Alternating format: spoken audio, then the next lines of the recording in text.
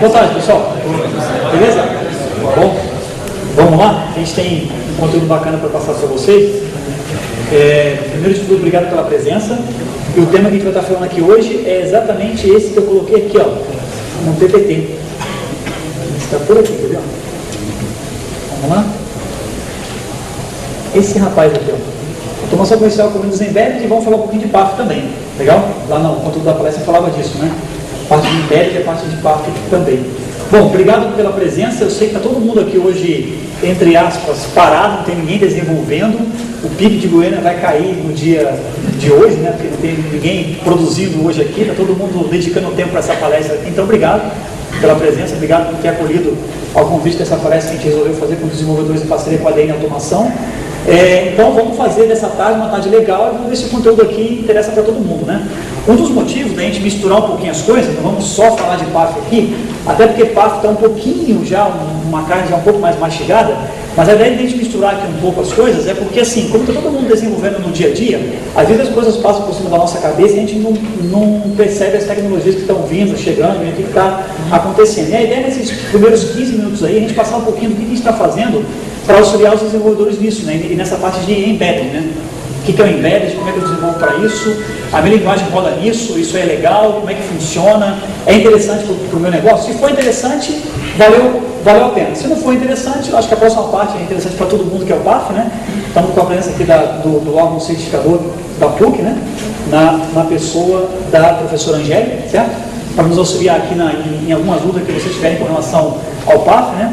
Mas, iniciando um pouco aqui sobre a parte de embedded, o que eu tenho para dizer para vocês é o seguinte: o mundo, e a gente percebe isso em algumas viagens que a gente faz, alguns eventos internacionais, está caminhando para ter hardwares menores, ok? Com dispositivos menores, certo?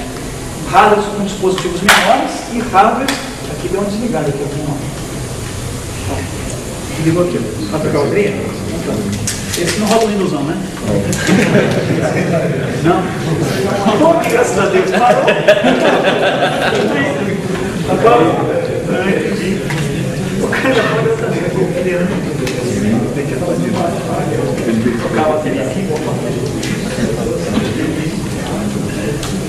Aí, bacana. Você não trabalha na concorrente não, né, para boicotar, né? Tá. O mundo está caminhando para você ter dispositivos cada vez menores para trabalhar, né? Ok? A gente vê aí a briga dos tablets com os computadores. Quem aqui já não teve um netbook? Eu pelo menos tive 2 naquela época que o netbook veio e tal, né? E nessa onda de caminhar para dispositivos cada vez menores, ok? Nós, desenvolvedores, temos o desafio de acompanhar isso no desenvolvimento. E é cada vez mais complexo isso, né? Pensa bem, moçada. Guarda essa informação com o lado esquerdo do cérebro e com o direito. Pensa no seguinte, ó. Faz sentido você chegar numa loja, num supermercado, num estacionamento, em algum lugar que tem um PDV. Imagina um PDV, ok? Ou então imagina o cara no estoque, controlando as caixas, ok? Lendo o código de barras e fazendo input das caixas que chegam, numa expedição, numa docas, ok? Faz sentido naquele local, no caixa do supermercado, quando você vai fazer a compra, o cara tem lá um Dell, Dual Core, 2 GB de RAM, você chega a baba, né? Você fica olhando para o caixa, né? E a moça fala, o que houve, né? De tão boa que é a máquina que você percebe que está no caixa, não faz sentido algum, né? Ou então aquele monitor lindo, né? Para que o operador possa usar, não faz sentido algum. Cada vez mais a gente percebe que o PC é uma máquina muito grande, tem muita coisa para pouca utilidade, ok? E esse é o objetivo da tecnologia embedded, ou seja, você tem uma máquina, um hardware embarcado, pequeno, dedicado para só fazer aquela operação. A comunidade Linux, quem já conhece Linux aqui, já tinha isso há um certo tempo. Você poderia pegar o Linux, o kernel do Linux, e fazer assim, ó, compila o Linux para rodar no 386SX33. Essa eu tirei do baú, né? Quem lembra do 386 aqui, ok? Ou então compila para rodar no 486DX4, lembra dele? Que você apertava o turbo, e o cara conseguia fazer isso, né? Você conseguia fazer isso, né? Você conseguia rodar o Linux nessas máquinas aí. Claro que hoje não se fala mais em máquinas assim, mas não precisa também ser um dual core, ou aquele iCore 5, iCore 7, né? 4 GB de RAM, o Windows 7 Professional inteirinho, cheio de coisa para dar problema ou não, e você rodar aquilo no PDV. A proposta desse caso dos sistemas operacionais do Windows para o mundo embedded é mais ou menos assim, na verdade é isso, tá? É você pegar o Windows, aí você explode ele em 2.000 pedaços, tem um software que faz isso, da própria Microsoft, você explode ele em 2.000 pedaços, aí você fala assim, ó, para o meu Windows, ok? Eu quero só isso aqui e isso aqui. Aí ele gera um CDzinho para você instalar numa máquina mais magra, numa máquina menor. Isso é o Windows Embedded, legal? Isso é o Windows Embedded. Você pode rodar no Pentium 100 ou no Dual Core mesmo, só que com um sistema operacional bem mais enxuto. De maneira que o usuário, quando ligar o sistema operacional, não vai se lambuzar inteiro, com o botão iniciar e tal. Ele está dedicado, focado.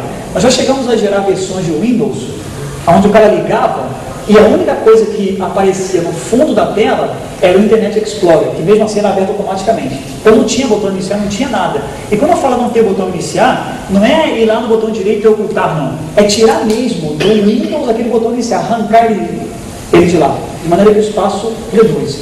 Ou seja, na hora que nós escolhemos o que nós queríamos naquele Windows, só pedimos o Shell e o Internet Explorer. Mais nada, só. Legal? Isso é o Windows Embedded. Essa é a linha que os sistemas operacionais vêm trabalhando, e a onda dos tablets está aí para isso, de embedded, não é isso? Ou seja, você pega o sistema operacional, customiza, deixa ele enxuto para fazer uma operação dedicada, uma operação customizada. Um exemplo disso é o próprio Android, né? Você tem o 2.2 para celulares e tem o 3.0 Honeycomb para tablet. Então ele pegou, deixou ele enxuto, deixou alguns botões maiores, melhorou a navegabilidade, só para tablet. Cada vez mais você vai perceber que os sistemas operacionais vão chegar customizados, né? Não vai ter mais aquilo de Professional, Standard, Start Edition e Ultimate. Vai ser customizado. Então, esse Windows que eu rodo aqui é para o meu projeto. Ok? Ele é o Windows embarcado, é para o Windows Embedded. Isso é o Windows Embedded, isso é tecnologia Embedded. Bom, mas por que eu estou jogando essa conversa fora aqui, né? Pelo seguinte, todos nós aqui vamos ser envolvidos nisso. Está vindo aí a versão de Windows 8, vai ser lançada em setembro agora, e a ideia é que ele rode com chip. A estratégia dos caras tem tela grande, tem tela pequena, tem tela pequenininha, ali tem que rodar o Windows. Só que rodar o modelo de Windows que a gente já conhece hoje, normal, é furada, ok? Todo mundo sabe as problemáticas e a necessidade de máquina que exige para isso. É por isso que vem a linha Embedded, onde você pega um software chamado Platform Builder, explode o Windows e fala, só quero isso aqui, coloco no meu hardware e pronto. Qual a vantagem para nós programadores? A vantagem é a seguinte, é o Windows, né? Legal, todo mundo mete o pau e tal, mas é o Windows, né? Ok? Se é o Windows, roda a minha aplicação, o Win32. Quem que programa em Delphi? Levanta a mão. Então a sua aplicação vai rodar ali. Certo? Quem que programa em VB6? A sua aplicação vai rodar ali. Certo? Quem que programa em COBOL? Você fica aqui com vergonha não, pode levantar a mão. Então, também vai rodar ali, sem problema nenhum. Vai rodar, por quê? Porque é o Win32. Certo? É o Win32. Legal? Quem roda em Clipper, em janela DOS, tem uma galera usando Clipper, não é vergonha alguma, uma galera que utiliza Clipper hoje, é um sistema hiper estável, você quer tirar do cliente, colocar outro e ele às vezes não quer, né? Vai rodar ali, porque é o Win32. Então, hardwares, olha só, que bacana. Hardwares, dispositivos, equipamentos, aparelhos, microterminais, que antes você não tinha acesso, porque não era o seu expertise, você vai passar a ter. Quer ver um exemplo disso? Quem é que programava antes? Programava, fazia um software dedicado para microterminal. Quando eu falo microterminal, não é um tecladinho burro não, porque todo mundo aqui já deve ter usado o tecladinho burro e na verdade você não programa para ele, você escuta ele, não é isso? Quem é que já programou para microterminal mesmo? Vai lembrar que só nerd fazia isso, né? Que era o cara que programava em C, em COBOL, em Assembler ou numa linguagem proprietária. Quando veio uma plataforma dessa, prometendo ter um Windows dentro do chip, então você vai ter um microterminal rodando Windows. De maneira que você, com seu conhecimento de C#, com seu conhecimento de VB6, com seu conhecimento de Delphi, você vai ter acesso a hardwares menores, a dispositivos embarcados que você não tinha acesso antes. E aí começa a fazer sentido esses dispositivos estarem no ponto de venda. Não faz sentido? Não é isso? Você tira o PCzão, que a gente conhece hoje, ok? Coloca um hardware pequenininho, embarcado, programa para ele o Windows com o seu programador atual, porque ele já conhece a linguagem já, o expertise disso, sem ter que ter um know-how específico de uma linguagem específica para um hardware específico. O que você tem é um hardware com um sistema operacional desenhado para ele, só que o kernel é o Win32, de maneira que você consegue programar para microterminal. Uma brincadeira que a Neroma fez nisso foi há um ano atrás, ou 2 anos atrás, que a gente reforçou o nosso microterminal rodando Windows. Muito tempo atrás, programar para dispositivos pequenos ok? De display de LCD era privilégio de poucos, o cara tinha que conhecer baixo nível, né? Ok? Como esse aqui, quer ver? Deixa eu mostrar para vocês aqui, ó. Isso aqui, ó. Programar para esse carinha aqui, ó. Vamos lá. Esse cara aqui, ó. Aqui, ó. Eu tenho um emulador dele aqui, tá? Programar para esse tipo de dispositivo que eu vou mostrar para vocês agora era privilégio de poucos. Esse aqui, ó. Tá vendo? Bem no olho do sapinho. Vamos lá. Deixa eu colocar o Visual Studio aqui, ó. Aqui, ó. Programar para esse cara aí era privilégio de poucos, né? Você tinha que conhecer baixo nível, como é que eu acesso o endereço do display, o endereço de memória que ele vai desenhar o segmentozinho, para desenhar o número e tal. Isso era privilégio de poucos. Esse microterminal aqui que a gente está emulando, ele roda o Windows Embedded.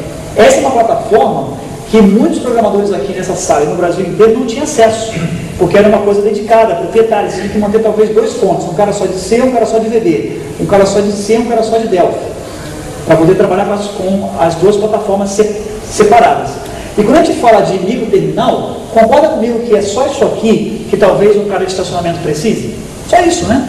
Que é só isso aqui que o operador do supermercado precisa. O cliente precisa do monitor, para demonstrar o preço e tudo. Mas o operador, cara, ele só precisa disso, né? Aliás, o operador do supermercado hoje, ele só interage com isso, não é isso? Ele tem lá aquele tecladinho que fica mandando mensagem para ele, ok? Aquilo ali é um dispositivo embarcado. Como programar para isso? Bom, esse cara aqui, ó, ele já está rodando o Windows Embedded, de maneira que todos aqui na sala que programam para o Windows conseguem programar para ele. Legal? Você tem umas DLLs de comunicação com ele, alto nível. Se é DLL é o Windows, se é o Windows eu consigo usar, certo? De maneira que você consegue acessar a esse dispositivo. Eu tenho aqui um programinha feito em C#, que é esse cara aqui, ó. Deixa eu só tirar aqui para vocês verem como é que ficou fácil o script de programação com ele. Ó, dá uma olhada aqui, ó. Olha como é que a gente faz para limpar o display, tá? Tá vendo ali, ó? Limpar, 0/limpar. Pronto, você já limpou o display inteiro. Já tirou tudo que estava lá. Legal? Próxima linha. Tá vendo que tem assim, ó, imprimir texto, código do produto? Tem um ponteiro aqui, né? Imprimir texto, código do produto? Tá ali, ó. Não, imprimir texto, ó. Imprimir texto, código do produto, imprimir texto. Ou seja, eu quero mostrar aqui, ó, na primeira linha aqui, ó, eu quero mostrar essa tag aqui, ó, código do produto. Perfeito? Ou seja, em alto nível você consegue falar com dispositivos que antes eram de baixo nível. Você não precisa mais ter um expertise proprietário para trabalhar com hardware dedicado. Legal? Se eu quero, por exemplo, pegar uma informação do teclado, eu uso uma tag chamada edição. Peço para dar um eco nesse teclado, tipo 13 ele é alfanumérico e do tamanho 13. Depois eu imprimo aqui o item que a gente está fingindo uma consulta de estoque aqui. Vamos ver como é que esse cara roda? Vamos rodar esse cara aqui, ó. Vou rodar o programa em C#, já está rodando, ok? Está aqui, ó, já está rodando já. Tá, tanto que se eu der aqui no debug, stop debug, ó, ele não funciona, tá vendo? Se eu digitar aqui, ó, ele não funciona nada. Então vou rodar aqui a aplicação, tá? Vou rodar. Tá funcionando agora. Vou digitar um código, né? 1, 2, 3, 4, 5, 6, 7, 8, 9, 10, 11, 12, 13. Perfeito? Código P13. Pressionei o Enter, ele foi no estoque e trouxe o cara. Suco de laranja, foi uma demonstração que a gente fez na América Latina. Suco de laranja, estoque, valor R$30. Tá ali, ó, você formatou o display com 2 linhas só. Com 2 linhas você formata o display. Com uma linguagem de alto nível. Isso aqui só é possível porque roda o Windows Embedded. É um microterminal que só rodava o sistema proprietário em PROM, colocou-se um HD ou uma flash, instalou o Windows, pronto, você tem acesso a toda a periferia que aquele microterminal tem. Bacana isso aqui, né? Ou seja, o sistema operacional embarcado dá acesso para você a hardwares que você não tinha antes. Então fiquem antenados, né, com essa questão de embedded. Quem quiser fazer mais pesquisa disso, tá super fácil. Microsoft.com/Windows Embedded. Ali você vai ter um mundo gigantesco de informações de como programar para a linha Embedded. Legal? Uma outra coisa bacana. Ah, mas você está digitando. Será que isso aqui vai funcionar com código de barras? Vai. Por quê? Todo hardware que você conseguir colocar o Windows, principalmente agora o Windows 7 Embedded, é o Windows, não é? O Windows não reconhece o USB. Como é que você programa para código de barras hoje? Você não programa, né? Na verdade você pluga lá e lê. Ele usa o buffer teclado, né? Joga lá para o text box onde está. Dificilmente hoje se programa para código de barras, né? Lembra serial, se chegou o código e tal. Você plugou e usa. Microterminais é a mesma coisa, você pluga e usa, porque afinal de contas não é o Windows. Se é o Windows, reconhece o USB. Se reconhece o USB, tem buffer teclado. Pluga o código de barras e usa. Como é que eu posso brincar aqui, ó? Botão direito nesse cara, view, leitor de código de barras. Aqui, ó, leitorzinho de código de barras para você brincar. Aí você digita aqui o código do seu produto, que eu já coloquei aqui, ó, 1, 2, 3, 4, 5, 6, 7, 8, 9, 10, 1, 2, 13, ok? E pede para ele ler, ó, aqui, ó, vou pedir para ele ler, ó, lê o código, aí lê o código e consultou o produto, beleza? E aí você consegue ter um ambiente de desenvolvimento para poder brincar. Como é que ficaria a minha aplicação num display de 2 linhas? Você já consegue brincar, legal? Você pode, por exemplo, simular a passagem de banda magnética. Não é o TEF, tá? Que é o PIN-PAD. PIN-PAD é cartão criptografado, com chip, ok? Não é o TEF, é a banda magnética, que às vezes o caixa usa para abrir, para dar desconto, para liberar, para fechar o caixa, ok? Então, se dá o botão direito nesse carinha aqui, ó, botão direito nele, viu, banda magnética. Aqui o carinha aqui, ó. Aí você digita um código aqui, ó, vou pedir para ele esperar um produto, tá? Você digita o código aqui na banda magnética, ok? E pede para ele passar o cartão. Passa o cartão. Ele vai simular uma passagem de cartão também. Bacana, né? Então, com todo esse ambiente simulado, você já consegue se preparando para esse mundo embedded que está chegando aí. Legal? E o tecladinho, Valdir? Como é que funciona o tecladinho de um microterminal? É um teclado reduzido, né? Então, você vem aqui, ó, botão direito, viu, teclado. Aí aqui você tem um tecladinho de um microterminal, você consegue simular a digitação de teclas, ok? Legal? Você consegue aqui, ó, digitando o produto, tá vendo? Estou digitando aqui embaixo, tá vendo? Ok? E vai vendo como é que fica o comportamento dele. Legal? Como é que a sua aplicação se comporta nisso. Posso dar o botão direito aqui no teclado e pedir para realtar ele. Quero mudar, quero colocar os números para cá e as letras para cá. Porque afinal de contas, o teclado burro é mais ou menos assim, né? Você consegue realtá-lo também. Não é isso? Tudo isso, pessoal, só é possível por causa da parte embedded, parte embarcada, sistema operacional embarcado no hardware, em hardware que antes você não tinha acesso. Legal? Algumas coisas interessantes que nós fizemos de projeto para sistema embarcado, eu tenho uma foto aqui, quer ver? Deixa eu ver se consigo encontrar aqui. Essa foto eu sempre prometo separar, mas nunca separo. Deixa eu ver se consigo encontrar aqui, quer ver? Vou tirar esse carinha daqui, só um segundinho. Projeto, PA2000. Aqui, ó, fotos. Ó, isso aqui é um supermercado inteirinho rodando um microterminal que roda Windows. Ok? Esse é o supermercado, todos os caixas. Legal? Todos os caixas aqui. E aqui está o caixa. Ó. Aqui está o microterminal rodando Windows. Ok? O microterminal rodando Windows. Aqui o cabo da impressorinha, monitor de vídeo, PIN-PAD, está o PIN-PAD aqui plugado nele, a impressora fiscal está plugada nele por trás aqui do balcão, plugado aqui atrás nele. Isso aqui é uma substituição de gaveta, estava com duas e estava tirando uma. A impressora duas estações da Daruma, a nossa gaveta, monitor para o cliente que é obrigatório, e o computador dele está inteirinho aqui, ó. Nesse cenário aqui, o que teria? Um computador aqui embaixo e um teclado burro aqui, certo? Não é isso? Isso aqui, ó, substitui tudo para ele. Bacana, né? Legal isso aí, né? Ok? Ou seja, um hardware embarcado, aonde o programador que fez esse sistema aqui, ó, não precisou mexer numa linha de código. Na verdade, ele só está mostrando mensagem do operador aqui, ó, e aqui toda a tela dele continua a mesma, com saída de vídeo, né? Tem uma saída de vídeo aqui azulzinha, ó, e um sinal de vídeo para cá. Então, essa é a maravilha do mundo embarcado. Você tem acesso a hardwares que antes você não tinha acesso. Legal? Aí você começa a brincar. Aí começa a vir para o Brasil e a Daruma começa a pesquisar computadores pequenininhos, que você já deve ter visto lá no nosso stand, que é o ThinClient. Com aquele ali, dá uma olhada nesse projeto que a gente conseguiu fazer. Ó. Depois eu consigo mostrar para vocês aqui a foto também, quer ver? Produtos...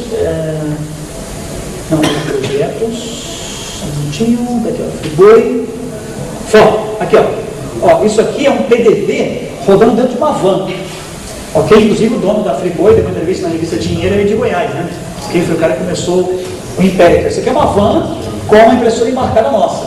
Legal? E aí, qual é o computador que está ali? Cara, se você colocar aí um computador, um HD, um Windows inteiro, você está quebrado, né? Porque esse sacode, poeira, tem cooler e tal. Essa é outra vantagem do sistema operacional embarcado. Ele é pequenininho, ele roda frio, não precisa de cooler. Porque não tem todo o processo exigido do processador para o sistema operacional funcionar. Então não precisa ter o processo de resfriamento via ventiladorzinho, via cooler. Ok? Isso economiza energia e não precisa ter um tamanho monstruoso que um PC tem. Está aqui o monitor, na van, está aqui o PC. O PC dentro de uma caixa embaixo da cadeira do passageiro. Ok? Eles ainda estão usando teclado grande, provavelmente devem mudar para o teclado mais reduzido. Aqui a van, tá vendo? A cadeira do motorista, do condutor, o motorista do passageiro, né?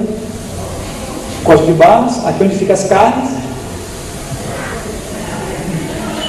Aí o monitor para levar para o cliente, trazer para frente, para fora, para o cliente ver a compra. Legal? E aí mais uma vez o computador embarcado rodando Windows. Sabe em que linguagem foi feita essa aplicação? .NET Framework, com C#. Ou seja, uma aplicação, entre aspas, grande, né? ok? Uma linguagem robusta, uma linguagem grande para uma aplicação dessa, provavelmente. E o cara conseguiu pegar toda a aplicação dele em .NET, que estava prontinha para PC, colocar dentro de um sisteminha embarcado e rodar dentro de uma van. Bacana, né? Legal? Então essa aí é a maravilha do mundo embedded. Legal? Então fiquem antenados para isso. Isso aí vai começar a acontecer mais, né? Essa parte embedded aí vai estar mais latente do que nunca aí. Quem quiser baixar, pessoal, o emulador, o fonte que eu mostrei para vocês aqui, ó, nesse site aqui, ó, Desenvolvedores da Aruma. Fácil de gravar, né? Fácil. Desenvolvedoresdaruma.com.br. Você entra no site, aí você vai dar um clique aqui, ó, microterminais. E aí fica todo o emulador para você baixar. É grátis, tá? E é grátis mesmo, não é aquela versão de 30 dias que, agora paga a versão original. Não, você vai usar aí para sempre, ok? E aí você baixa os emuladores. Eu quero baixar uma linguagem também. Joia. Se quiser aprender C#, que está todo mundo aprendendo, né? Ou C# ou Java, está sendo uma das escolhas aí.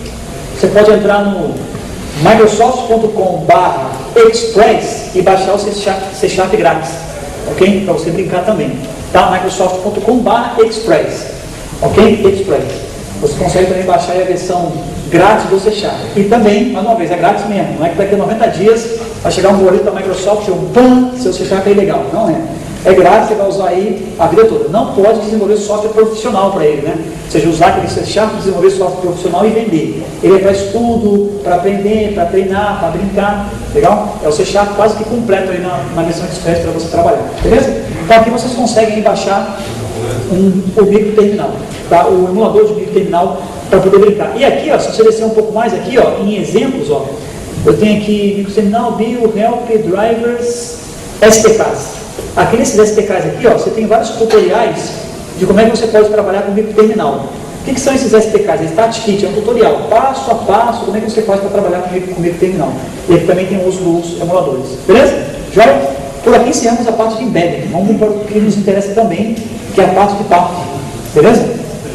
Então fiquem antenados com essa questão de embedded, porque isso aí vai rolar bastante e pode ser que vocês tenham aí alguma coisa legal para fazer com essa parte de embedded. Uma última foto que eu queria mostrar é isso aqui, ó. Os caras estão atacando esses dispositivos aqui, né? Ok? Você tem aí posto de gasolina, você tem PDV, você tem monitor touch, você tem self-checkout, você tem ATM, ou seja, onde puder rodar aí uma versão de Windows estável, capada, reduzida, eles vão estar colocando o Windows lá. Então quem tiver aplicação para essa plataforma vai conseguir ter um campo bacana de trabalho aí com dispositivos embarcados, dispositivos menores. Beleza? Vamos falar de PAF, pessoal? PAF. Vamos lá, Programa Aplicativo Fiscal. Ok? Por favor, claro, pois não. acesso a esse software que a gente faz essa redução para embarcar ou para reduzir. E como é que acessa? A Microsoft paga? Belíssima pergunta. Como é que é o seu nome? Carlos. Carlos está perguntando o seguinte, eu falei que a gente explode o Windows, né, e tal. Como é que a gente faz isso, né? Esse software chama-se Platform Builder, consultor de plataformas, né? E é um software vendido por eles, como tudo, né? Então você compra essa versão do Platform Builder, está em torno de, se não me engano, $8 mil. Ele geralmente é vendido geralmente para quem faz computadores. Tipo, a Daruma fez um computadorzinho pequeno, quero colocar o Windows pequenininho ali para rodar mais rápido. Aí ela compra isso aí e chipa o Windows, né? Tá? Aí a versão de Windows, ela pode chegar a custar para o cliente final $20, $25. Dependendo do que você vai colocando, é tipo um taxímetro, né? Conforme você vai colocando mais coisas, o valor da licença vai aumentando. Então nós temos casos de clientes que pagou, por exemplo, $30 pela versão do Windows, ok? Para rodar a aplicação dele só. Legal? Então, para o cliente final, acaba sendo uma economia, né? Economiza na licença do Windows, economia no hardware, que não vai quebrar, porque é enxuto. Legal? Beleza? Quem quiser também mais informações e mais links, eu sei que eu falei um pouco rápido os links. Então, o meu e-mail aqui está para todo mundo, não sei se vocês chegaram a anotar, eu posso passar essas informações sem problema algum, ok? claudenir@daruma.com.br. Posso mandar os links e tal para vocês estudarem essa questão de embedded. É uma área bacana, é uma área que fascina, porque tem hardware que você quer trabalhar com ele, mas você tem que estudar 2 anos para aprender. Então é uma área que você consegue trabalhar já com Windows embarcado sem precisar reestudar toda uma linguagem de programação. Beleza? Mais uma dúvida, pessoal, de embedded? Tranquilo? Pois não? Se eu tiver uma aplicação, por exemplo, e utilizar alguma DLL do Windows, algum CX que não está embarcado no software, certo. Aí eu não consigo usar aquele recurso? Consegue. Aí você pode colocar Você pode instalar por fora essa DLL, ou numa segunda vez você pode colocar no seu pacote de instalação aquelas DLLs do Windows mesmo que está faltando, né? Ah, essa minha versão de Windows veio muito enxuta.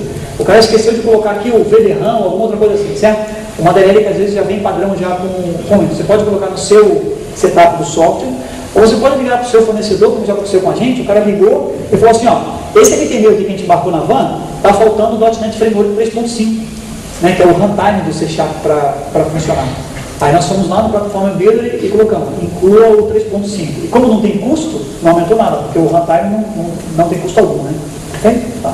Então você pode incluir dessas 3 maneiras aí, tá? A grande vantagem é assim, chipou o Windows, como nós chipamos ali, ele fica numa DOM, ou num HD. Naquele caso foi numa DOM. O que é uma DOM? É quase que um pendrive, só que muito mais seguro e mais rápido que um pendrive. Ok? Então o cara pode sacudir a van quando ele quiser, que aquele PC está ali, não vai ter problema do mecanismo do HD ferrar o sistema operacional, tá? É um hardware realmente embarcável, entendeu? Alguém aqui levantou a mão? Claro? Se adquirir então o microterminal da Daruma, tem que saber exatamente o que o cliente quer para a Daruma fazer esse Windows de acordo com o cliente. Boa, a tua pergunta é boa. Se eu adquirir o microterminal da Daruma, eu preciso levantar um requisito e falar assim, Daruma, coloque isso aqui? Então, hoje não, porque hoje está saindo com a versão do XP Embedded nele, e essa versão do XP Embedded já está quase full. Então a gente preferiu nivelar por cima, colocamos quase tudo dos principais componentes lá, e às vezes o cliente vai falar assim, olha, essa licença aqui de $100, que é quase tudo, está cara. A gente vai lá e fala, tá bom, o que você não usa? Ah, eu não uso controlador de rede, eu não uso verificador de BIOS, eu não uso a CPI, a gente vai tirando e vai reduzindo o custo, entendeu? Tá? A gente começa pelo mais alto, legal? Agora, se tiver projeto específico, como foi esse caso da van, nós fomos até lá e falamos assim, o que você vai usar?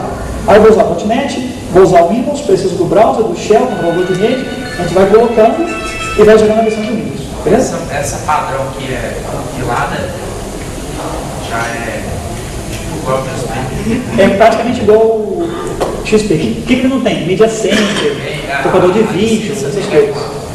A licença dele está em torno de $100. Que é o que vem padrão.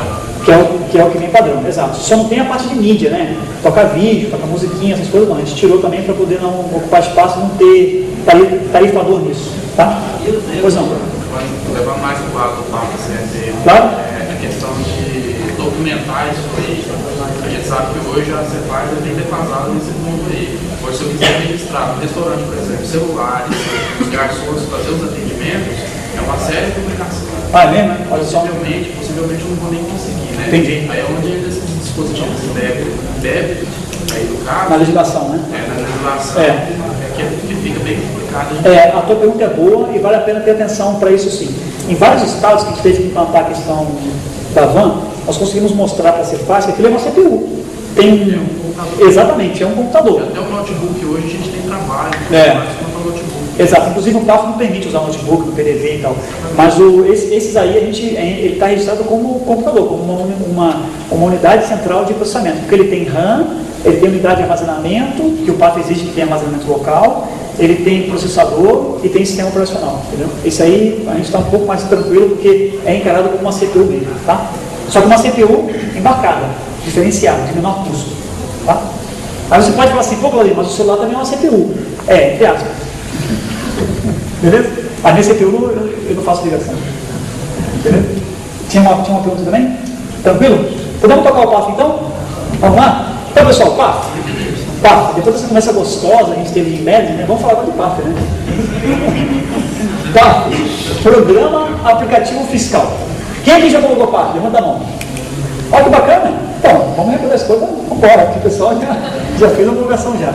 Bom, quem já colocou PAF aqui, pessoal, me ajuda, é sério, não é demagogia não, me ajuda, porque quem já homologou sabe muito mais do que quem está do lado de cá palestrando e quem está do lado de cá do lado do fabricante, legal? Então se vocês tiverem alguma observação para dizer, quando eu homologuei não foi bem assim, fizeram assim e tal, fique à vontade, é importante que todo mundo aqui saia com a informação correta, legal? A gente não quer deixar nenhuma informação aqui solta, errada, ok? Então quem tiver informações a passar, passe, que vai ser de grande valia para todo mundo aqui.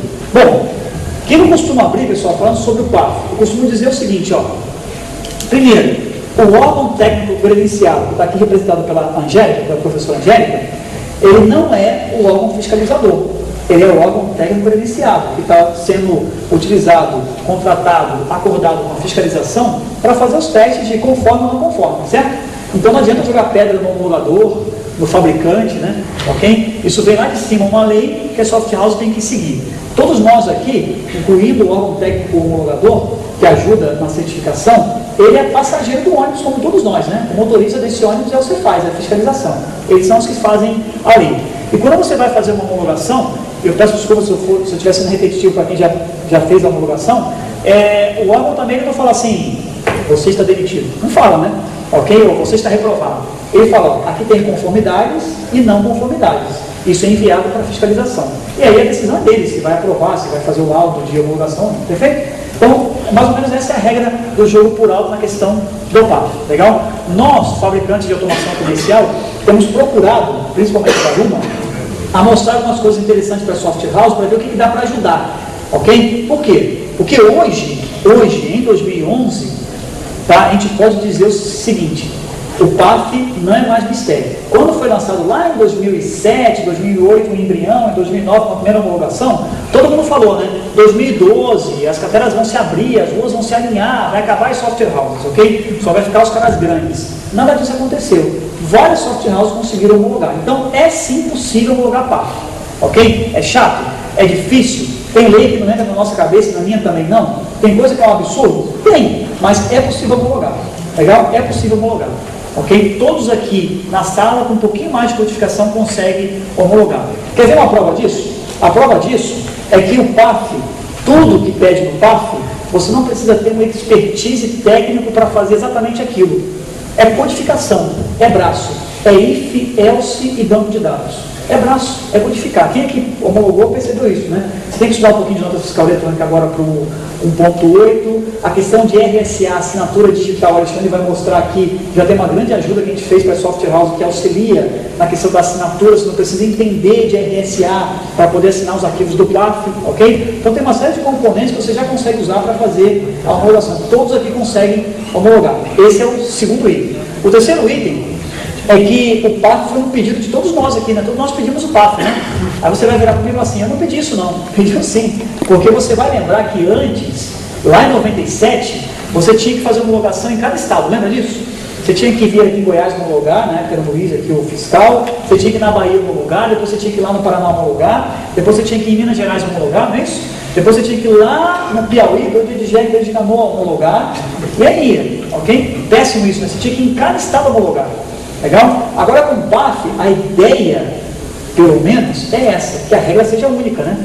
Ok? Que você homologou aqui com a PUC, ou com, tem um outro homologador aqui também, né, que é federal, né? Isso, então homologou com algum órgão credenciado pelo Cefaz para fazer essa certificação, para te auxiliar na certificação, isso vale para o Brasil inteiro. E vale mesmo, tá? Você vai falar assim, não vale não, porque lá eu tenho que dar entrada.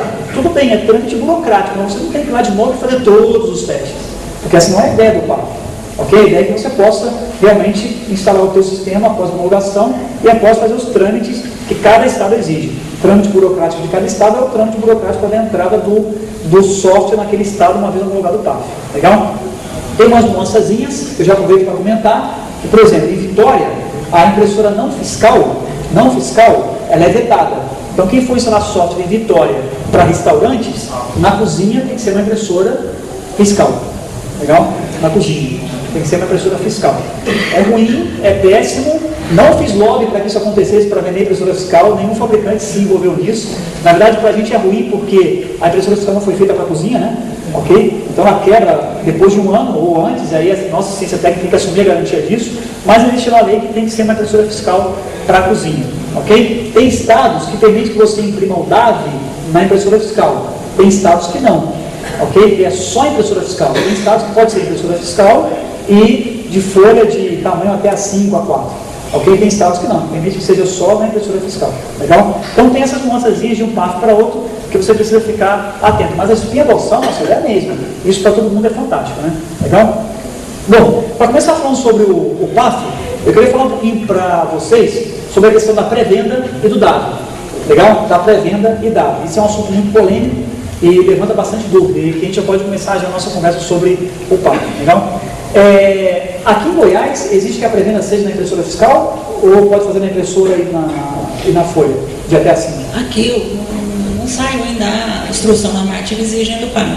Certo. Então eu acredito que quando sair essa instrução normativa, eles vão resolver se eles vão querer na não fiscal ou só na fiscal. Legal. Então, aproveitando que não tem a lei ainda, né, que não está a instrução normativa ainda, deixa eu passar para vocês um pouquinho a regra da questão da pré-venda. Quem aqui já pôde ler o PAC, tá? Pode observar, e lá no nosso site tem um banner bem grandão, escrito assim, PAC. Você vai dar um clique, vai baixar para você um zip, ali dentro vai estar a lei e o roteiro de teste. Quem homologou, eu não sei se fez desse jeito, mas a dica que eu tenho passado, não é que ela tem que ser seguida, mas a dica que eu passo é, leia o roteiro, leia a lei, né, leia a lei inteira, não se preocupe, você não vai entender um monte de coisa, não precisa ficar apavorado, depois você lê o roteiro de teste, aí o roteiro de teste vai esclarecendo, ok? O que vai ser feito de teste no seu sistema. Então leia a lei inteira, depois você lê mais o roteiro de teste, porque o roteiro de teste vai te ajudar.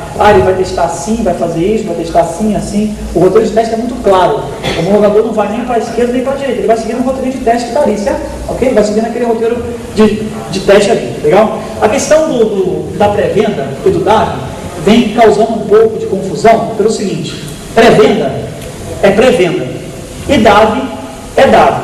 Até aqui, tudo bem, não conseguimos entender nada ainda, né? Mas a pré-venda, quando a gente fala que pré-venda e DAV é DAV, é para ficar muito claro que a pré-venda ela é um passo antes da venda. A pré-venda ela é uma operação que você não pode usar para uma outra coisa a não ser pré-venda. Alguns exemplos de pré-venda. O cara vai na farmácia, vai no balcão lá de trás, escolhe o medicamento, a moça já está escolhendo, digitando no sistema, recebe uma senha, vai no caixa e paga. Isso é pré-venda. Certo? Isso é pré-venda.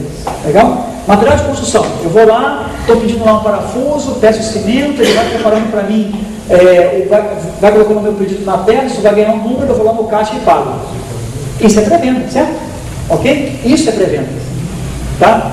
Restaurante. Eu chego no restaurante, pego a minha bandeja, me sirvo, ok? Aí no final lá do bandejão tem um caixa e eu pago. Isso não é pré-venda, certo? Porque você pegou e já pagou. Não é isso? Isso é venda concomitante, não é pré-venda. Você pagou, vai na impressora fiscal, é concomitante. Perfeito? Então existem algumas confusões, existe uma linha muito fina do que é e do que não é pré-venda, que quando você pensar assim, não, isso aqui eu vou colocar como pré-venda no software, não faça isso. Pensa duas vezes, né? Deixa eu ver se realmente isso aqui é pré-venda mesmo. Perfeito? E o DAV, que é o documento auxiliar de vendas. O DAV, ele é um documento para auxiliar na venda. O nome diz, né? Ok? Então, exemplo, eu quero imprimir um orçamento, que é o tradicional, né? Ok? Eu posso usar o DAV para fazer isso. Ok? Tem as regras que você precisa seguir para fazer o DAV. Ok? Mas, a grosso modo, eu posso usar o DAV para isso. Então, cada cara que chegar aqui e pedir um orçamento, eu tenho que fazer uma pré-venda? Não, essa não é a ideia. A ideia não é engessar dessa forma, né? A ideia é, o cara chegou, ok? Pediu para você, quanto é que custa isso? Quanto é que custa isso? Quanto é que custa isso? E esse outro aqui, ok?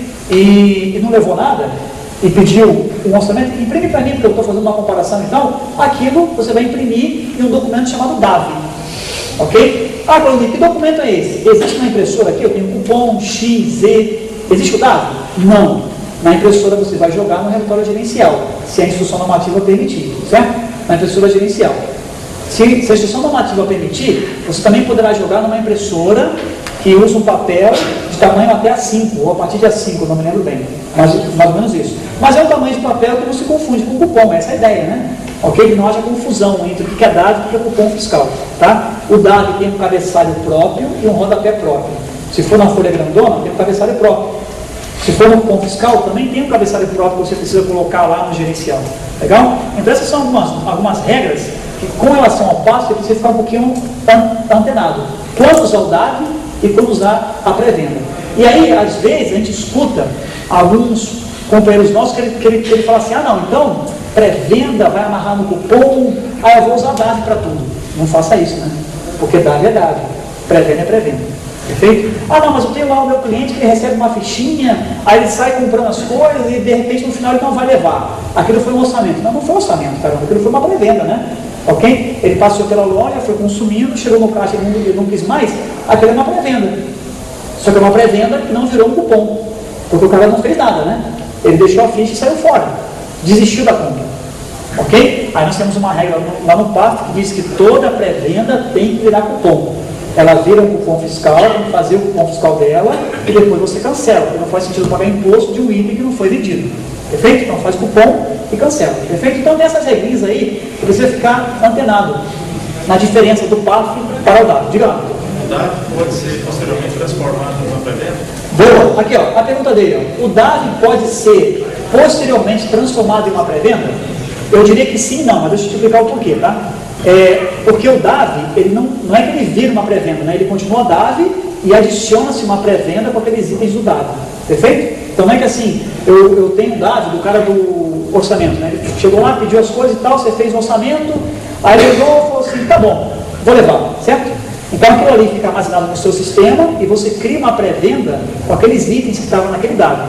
Pega aqueles itens, copia para a pré-venda, né? Ok? Eletronicamente pelo teu sistema, e aquilo é uma pré-venda. Aí você passa a ter um DAV e uma pré-venda daquele cliente. Perfeito? Então, é isso aí, né? Não estou falando besteira não, né? É tudo certo, é isso mesmo. Legal. Agora tem outro item que eu preciso compartilhar com vocês com relação à pré-venda, que é o seguinte. E se aconteceu o caso do cara que chegou para fazer a pré-venda, legal? E aí ele chegou no caixa e passou lá a ficha, né? Aí passou a fichinha e mostrou toda a pré-venda na tela e está jogando para a impressora fiscal, né? E ele falou assim, ó, esse item aqui, ó, esse item 2 aqui, ó, o 2 aqui, tá vendo 2? Esse item 2 eu não quero mais. Perfeito? Você vai cancelar na pré-venda? Não se mexe em itens da pré-venda. A pré-venda é imutável, imortal, inacessível, inatingível. Deixa ela lá. Legal? Não se mexe nela. Ela fica lá. Ok? E o que está no cupom, Claudinei? Você cancela.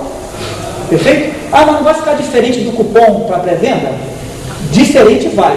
Mas sabe o que acontece? Essa operação de você cancelar o item no cupom e não mexer na pré-venda, não está lesando o fisco, porque você está tirando o item que o cliente não vai levar. Correto? Não vai gerar SMS, não vai gerar pagamento, não vai gerar nada. Perfeito? E se chegar no final do cupom e o cliente quiser comprar mais coisas, eu quero aqui um chiclete, um house e tal, eu vou ter que incluir uma pré-venda e incluir no caixa? Também não. Nesse momento, é o chamado venda concomitante. Você pode vender online, vende na hora. Porque quando você pega a fichinha da pré-venda, lê a pré-venda e joga na tela e joga com o cupom, você já não vai sair fechando o cupom, né? Você imprime os itens e paga.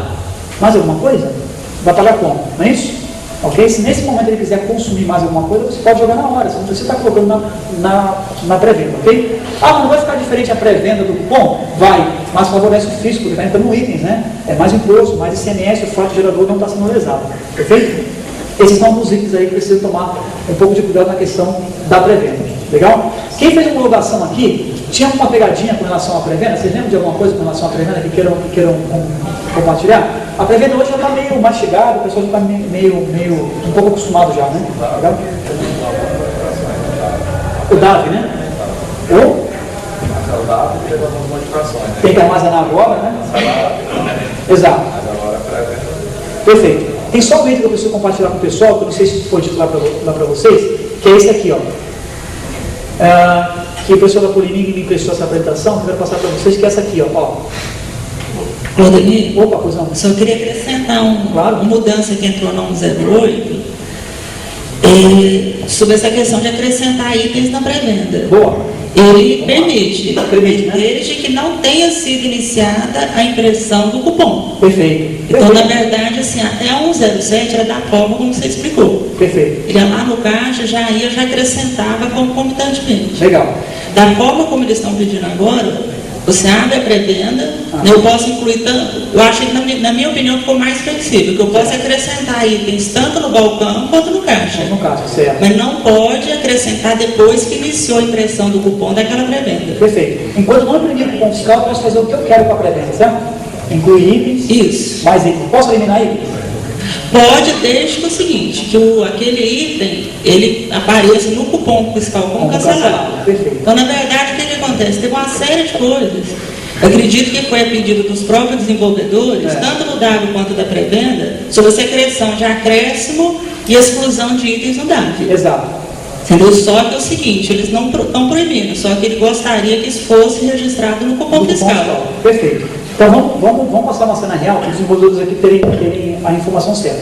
O cara chegou com a pré-venda, com a fichinha dele, né? Aí está consumindo, certo? Certo. Enquanto isso não foi para o cupom fiscal, eu posso marcar o item como cancelado. Pode. Perfeito? Então eu não elimino o item, né? Não tiro ele de lá, né? Não. Eu marco ele como cancelado. Exatamente. Ou posso adicionar itens. Isso. Está claro, né? Isso, Legal? é isso. Agora, uma vez que virou cupom fiscal, aí eu já não posso mexer na pré-venda. Certo? Virou cupom, a pré-venda é imutável, intangível e inacessível. E aquele item que estava como cancelado na pré-venda, marcou como cancelado, né? Enquanto não tinha virado cupom, na hora de imprimir eu tenho que vender e cancelar ele. Exatamente. É isso aí, né? Legal. Agora tem um detalhe também muito interessante com relação ao DAB, que ele também está permitindo você acrescentar ou retirar itens do DAB, desde que isso repercuta no cupom. Perfeito, não tem Só zero que, venda, né? só que agora só pode fazer isso antes de imprimir o DAB. Perfeito. Né? Vamos supor que o... Na tela, né? Não, imprimir ou na impressora não fiscal ou no CF. Enquanto ele está na tela, pode Enquanto ele está na tela, isso. Bacana. Agora, vamos supor, se eu ainda não imprimir, pode. Perfeito.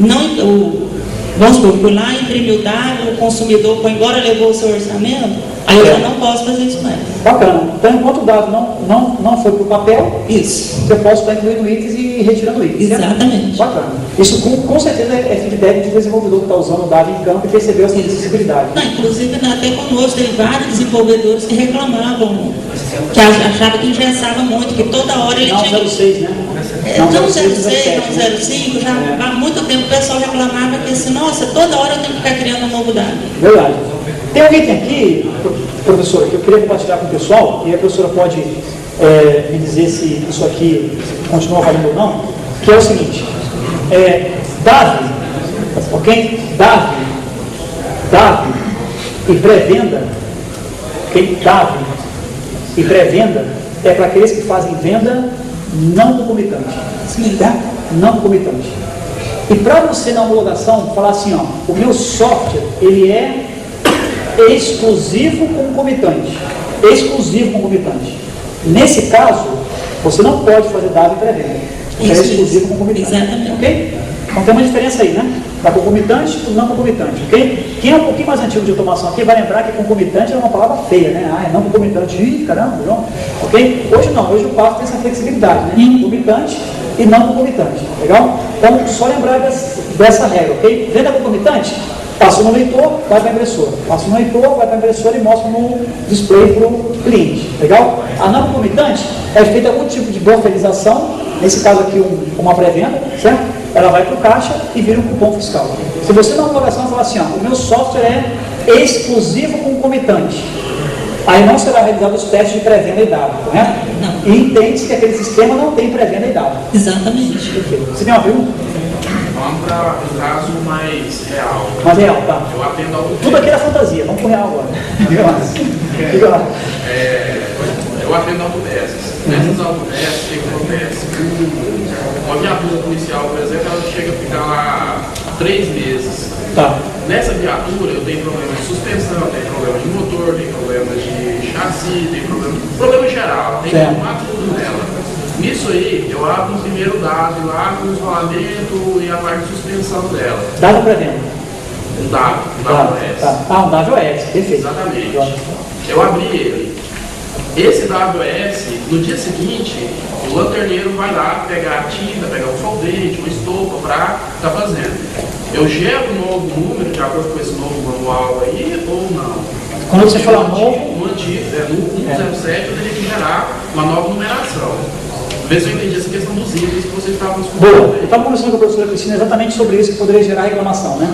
Quer explicar isso que nós estamos falando aqui agora? Essa questão do WS, inclusive na especificação 1.08, entrou uma questão que assim, eu acho que vai ajudar muito o desenvolvedor, porque até então funcionava da forma como você disse, né? Vamos supor, você estava sempre gerando um novo WS e citando os anteriores. Não poderia, em hipótese alguma, alterar o dado. Não, e aí o que acontece? Ia fazendo um encadeamento.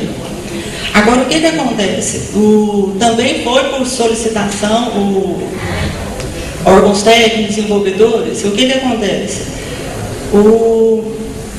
Desde o ano passado, eles já haviam acenando o seguinte, que a conta de cliente, ela poderia também ser usada por causa do WS. Conta de cliente é uma figura nova no quadro, né, que entrou há poucos anos aí, Que é só pré-venda e DAV OS, e depois trouxe a conta de cliente. Na verdade, a conta de cliente, o que é? Você poder usar aqueles mesmos controles de restaurante para outras situações semelhantes. Por exemplo, um hotel, um apartamento, vou fazer praticamente os mesmos controles com a mesa de um restaurante, um parque aquático, e por aí afora. Aí o que acontece? Levantou-se a possibilidade de também usar o mesmo sistema de conta de cliente para o WS. Porque, na verdade, você está num restaurante consumido, você está ali.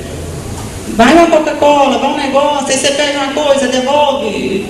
Então, na verdade, é o seguinte, na 1.08 ele oficializou isso aí. Só que houve duas diferenças. A primeira é o seguinte, que, vamos supor, se você tem um restaurante, você tem uma quantidade limitada de mesas. Por exemplo, eu tenho 20 mesas, eu vou ter no máximo 20 contas de cliente, o que não acontece com o WS. Então, na verdade, é o seguinte, quando a conta de cliente for usada para implementar o WS, a numeração vai seguir a mesma do W, ou seja, os 13 caracteres, 4 para a identificação da série. Isso, se for de conveniência do desenvolvedor. E a segunda diferença que ele deixou foi o seguinte, que na conta de cliente você tinha a figura da transferência de mesa. Né? Que aquela pessoa, eu vou sentar com aquela pessoa que está ali do lado, aí você transfere a minha conta para aquela mesa. E no WS não tem sentido um negócio desse. Nem na pré-venda, nem no DAV também ele tinha isso, né? Não. E você não tem tempo limite também de vida, correto? Não. Se o cliente ficar 5 dias no hotel consumindo, você pode usar a conta de cliente para incluir itens ali, perfeito? Exatamente, é isso mesmo. Agora, o que acontece? Quando a conta de cliente ela for usada para a WS, então, na verdade, você cria a conta de cliente, ela vai receber uma numeração sequencial da mesma forma que o DAV, você inclui itens, você retira itens e por aí fora. A questão é o seguinte, que no momento que for imprimir o cupom, os que foram acrescentados, retirados, todos vão aparecer no cupom. Então, acho que, na minha opinião, eu acho que isso para a oficina de conserto melhorou muito. Agora, deixa eu só fazer um resumo, professor, para ver se eu entendi também o problema dele. Então, você tem lá o cara que, quando chegava com a viatura para consertar, ele voltava um dia, pedia um serviço, pedia outro. Então, o que a professora está explicando agora eu posso abrir uma conta de cliente para aquele carro e ir acrescentando o serviço que está sendo feito ali. É feito sempre exagerar números novos, certo? Aí chegou no dia de pagar. Você imprime um relatório de conferência, do mesmo jeito que em restaurante você pode fazer a conferência da mesa, agora, na verdade, a conferência da conta de cliente. E depois faz o cupom. Eu não preciso enviar um novo número. Não é dado. Não, aí nesse caso não é dado, nesse caso é conta cliente. Você pode usar o recurso do passo chamado conta cliente, entendeu? Você tem 4 recursos no passo hoje, ou mais. Você tem a pré-venda, o DAV, o WS e a conta cliente. O que a professora está sugerindo você tem a abertura na legislação para usar a conta cliente, que te tira todo esse operacional de um DAV novo, outro número, um DAV novo, outro número. Você cria um número de conta cliente, coloca os itens ali ao longo do dia e dos dias que está sendo feito o conserto, chegou no dia de pagar, faz uma conferência, e o PAF fala isso e faz o cupom. E faz o cupom daquilo ali. Bacana, né? Você entendeu? Legal. Bacana. Pessoal, isso que a professora explicou aqui, sem dúvida, é feedback de software house. Por isso que a gente acha que o fisco não escuta, não vou falar não, porque não vão escutar. Os órgãos técnicos credenciados dos fabricantes estão sempre levando feedback para o fisco, né? E aí algumas melhorias acontecem, outras não, mas algumas acontecem. Diga lá, mestre. Essa opção da conta cliente, ela poderia ser usada em casos de supermercados que fornecem para aquele programa de escola que o pessoal faz a compra para merenda escolar, mas eles têm uma data de faturamento e durante aquele período eles compram diversas coisas, mas o faturamento e o fechamento dessa conta é uma data só e é com pagamento. Só que aí, às vezes, eles compram durante 15 dias. Então, é uma pergunta para a gente levar para ele. Mas eu vou discutir responder com um pouquinho de antecedência e vale a pena consultar o fisco, porque vai que em Goiás tem alguma regra que permita você fazer isso, né? Mas a lei é muito clara quando ela fala assim, o fato gerador do ICMS, não do serviço, do ICMS é quando a mercadoria circula, entendeu? Então, se a mercadoria saiu do estabelecimento, você tem que ter um cupom, uma nota indicando que aquilo foi faturado ou vendido, sabe? Como isso é explicado, acho que a prefeitura desse aqui, ela não libera a não ser com a nota fiscal. Não. Perfeito. Então você vende hoje e emite um cupom fiscal, vende amanhã e emite um cupom fiscal, e depois emite um cupom fiscal. Mas eles só pagam um documento. O que você tem que fazer? Cancelar todos aqueles cupons fiscais, você emite, cancela e depois emite uma nota. Boa. Então, não, boa. Mas sabe como é que um cliente desse resolveu? A solução vai ser assim. Sabe Resolvi vender para a escola. Não, mas não se resolve assim não. Deixa eu falar. Sabe como teve um caso desse, então. Teve um caso desse, não era merenda, era uma outra mercadoria, tá? Aonde, como é que a soft house faz? Aí entra um processo contábil, tá?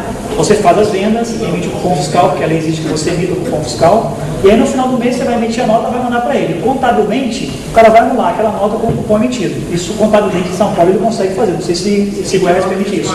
Diga lá. Só um segundinho, só. Diga. A nota fiscal só pode ser emitida no cupom que foi emitido naquele mês. Se eu passar a foto no mês seguinte para o prefeito. É um problema, tem que fechar a nota, né? Diga. Isso aí que ele falou acontece em posto de combustível. Frota, né? Dinheiro, exato. Aí no final do mês a gente tira uma nota, só que internamente ela vai todos aqueles cupons lá. Relacionados aos cupons fiscais referentes àquilo. Não vai ter tributação alguma, porque contabilmente o contador trata isso, né? Perfeito, diga lá. Quanto a essa questão aí, a gente consultou o CEPAS, certo. A prefeitura exige, acontece também na questão da autopeça lá, do policiamento da região, fazer serviço durante 6 meses lá, depois que anota com aquela data. Certo. A gente consultou eles, desde que não vire período, que seria 1 ano, por exemplo, não vire 1 ano, por exemplo, o que eles recomendaram a gente está fazendo? Fez o serviço aqui, ó, hoje, a viatura saiu, tira o cupom fiscal. Esse cupom fiscal vai ficar arquivado, ou pelo menos uma cópia dele arquivada, e vai ser tirada uma nota referenciada com um CFP específico, onde é relacionado toda a numeração do cupom fiscal. Essa nota, contabilmente, ela não vai ser processada como imposto. Para não ser bem tributada, né? E vai aprender tanto o estabelecimento quanto a prefeitura. Perfeito. Então, se a situação que a gente trabalha lá na minha região está sendo dessa forma. Pode ser uma sugestão para você resolver lá. É complexo o caso, é chato, é operacional, né? Atrapalha, pode ser uma solução. Diga, deixa eu ver já. Mas a nota, na lei diz que a nota tem que ser tirada do mês do cupom. Não posso passar por um mês para tirar a nota do cupom. Eu não sei se ele ali conseguiu algum regime especial, se é a prefeitura e tal, entendeu? Pode ser isso aí também. Diga lá, doutor. Material de construção, tá? O que ele comentou ali, né? O cliente vai lá, compra todo o material, paga no cartão de crédito, e vai pegando aos poucos. O pedreiro vai lá, pega o formativo. Ele deixa um crédito, né? Ele deixa um crédito, né? Mais ou menos assim, mas ele paga e já pega no fiscal, porque você tem que pagar no cartão de crédito, tem que ir no cupom fiscal. Exato. Mas no caso dele aqui, pessoal, rapidinho.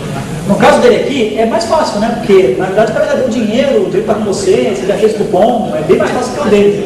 O cara está fazendo serviço, não está. Não, da mercadoria não. Aí você pode fazer uma nota de transporte, algum documento dizendo que está transportando a mercadoria. Mas a partir do momento que ele pagou e gerou o dinheiro, entrou o dinheiro no caixa, tem que oferecer ao físico para a tributação. Aí você faz o cupom no outro. Pessoal, só um segundo. Não está cheio de cimento, transportando. Se parar a fiscalização, eles estão pedindo nota fiscal. Legal. No Rio Grande do Sul, exato.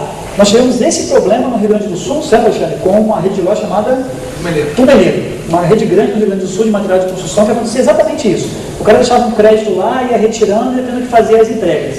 E aí o que aconteceu? Não tem uma previsão na lei que diga assim, se o cliente pagar antecipado e depois vai tirar a mercadoria aos pouquinhos, ir pingando e tal, e tem que levar a mercadoria. Não tem assim uma previsão disso. Aí como é que foi resolvido no Rio Grande do Sul? Nós fizemos um regime especial com o fisco do Estado, onde é emitido um relatório gerencial, tá? Que nesse caso o PAF prevê como sendo um DAV. O DAV não é só um orçamento, pode ser auxiliar de vendas também, para outras coisas. É emitido um relatório gerencial, onde nesse relatório gerencial é descrito o cupom anterior, a data da venda, a descrição de alguns itens e o total do item. Não tem item a item para não parecer cupom fiscal. E esse layout foi aprovado pelo governo de Porto Alegre, pela Prefeitura de Porto Alegre e pelo Estado do Rio Grande do Sul. E aí, quando ele vai liberar a mercadoria, é feito um gerencial, ele leva essa mercadoria junto. Isso tem fé pública, tem reconhecimento público. Se você quiser, a gente pode mandar mais ou menos o layout que a gente fez e que a fiscalização aprovou, tá? Para esse caso aí. Não, no Rio Grande do Sul, Estou lá. Se você quiser, eu posso te dar mais ou menos o processo que nós fizemos e você tentar fazer o mesmo processo aqui. Porque isso em lei você não vai achar muita previsão não, tá? Claudemir. Pois não. Só explicando para ele esse caso dele. Tá bom, vamos sim. Tá. Esse caso dele não precisa, ele faz a nota fiscal de entrega futura e depois simples remessa de entrega. Não tem problema nenhum. Pode ser também, aí de nota eu já não entendo nada. Pode ser isso, é um ponto. Você pode emitir a nota fiscal. Então você está fazendo entrega futura. Aí ele for entregar, ele emite o som. Eu mando cimento, mando areia. Aí você emite a nota simples remessa de tiquinha para cada um. E você não. Mas me tira uma dúvida, quando for fazer a tiquinha para cada um, vai fazer um cupom também? Não, nota fiscal. Mas o cupom é não, tia. Ele não faz o cupom desse caso. Não pode, tem que ter uma pessoa da Ruma lá, tia. Ele faz isso.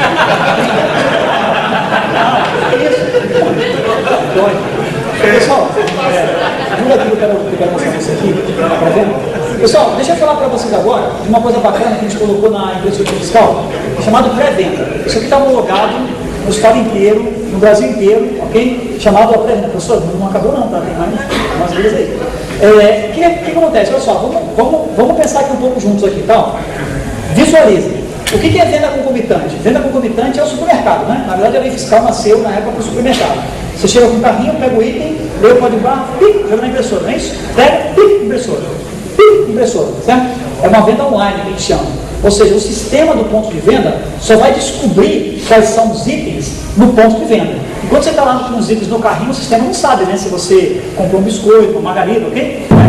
Ele não sabe. Então, é uma venda online, ou seja, o sistema de automação só sabe os itens que serão consumidos no momento em que você passa no ponto de venda. Pessoal, um restaurante, uma balada, um material de construção, ok? Uma farmácia, tá? Uma oficina que está lá fazendo um orçamento de peças.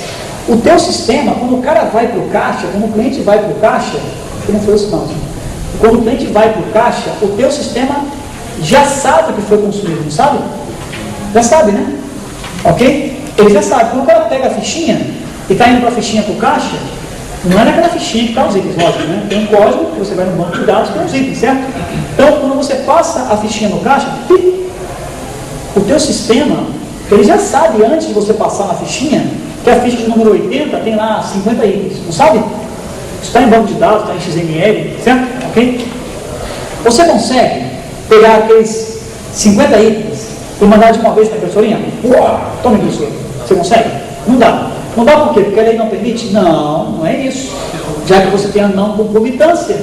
Ok? A concomitância passou no leitor de código de barras, monitor e impressora, não é isso? Agora que você tem a não concomitância, já houve a pré-venda, isso está regulado pelo PAF, nós criamos um mecanismo na impressorinha, onde você, como software house, você consegue jogar todos os itens na tela e da tela mandar para a impressorinha, de uma única vez. Ok? De uma única vez. Aí você faz a impressora, você faz um ponto fiscal na velocidade de uma leitura X, por exemplo. Bacana isso aí, né? Porque, imagina só, você é dono de um restaurante, de uma balada, de uma danceteria. 3 da manhã, todo mundo quer ir embora, né? Aí o cara pega a fichinha dele e tem 100 itens que ele consumiu com a galera dele inteira. Aí tá lá a impressorinha.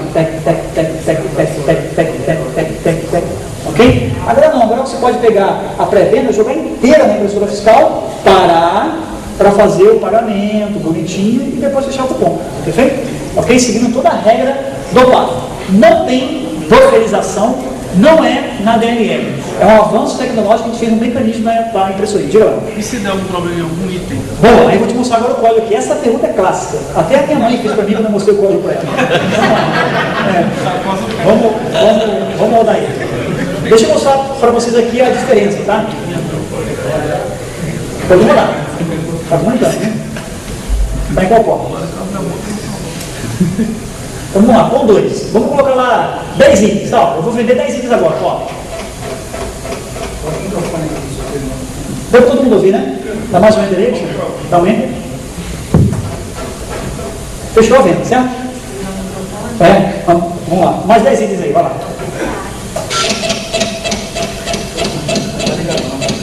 Tá. Mais um enter. Ok. Isso aí é uma venda normal, né? Item a item, correto?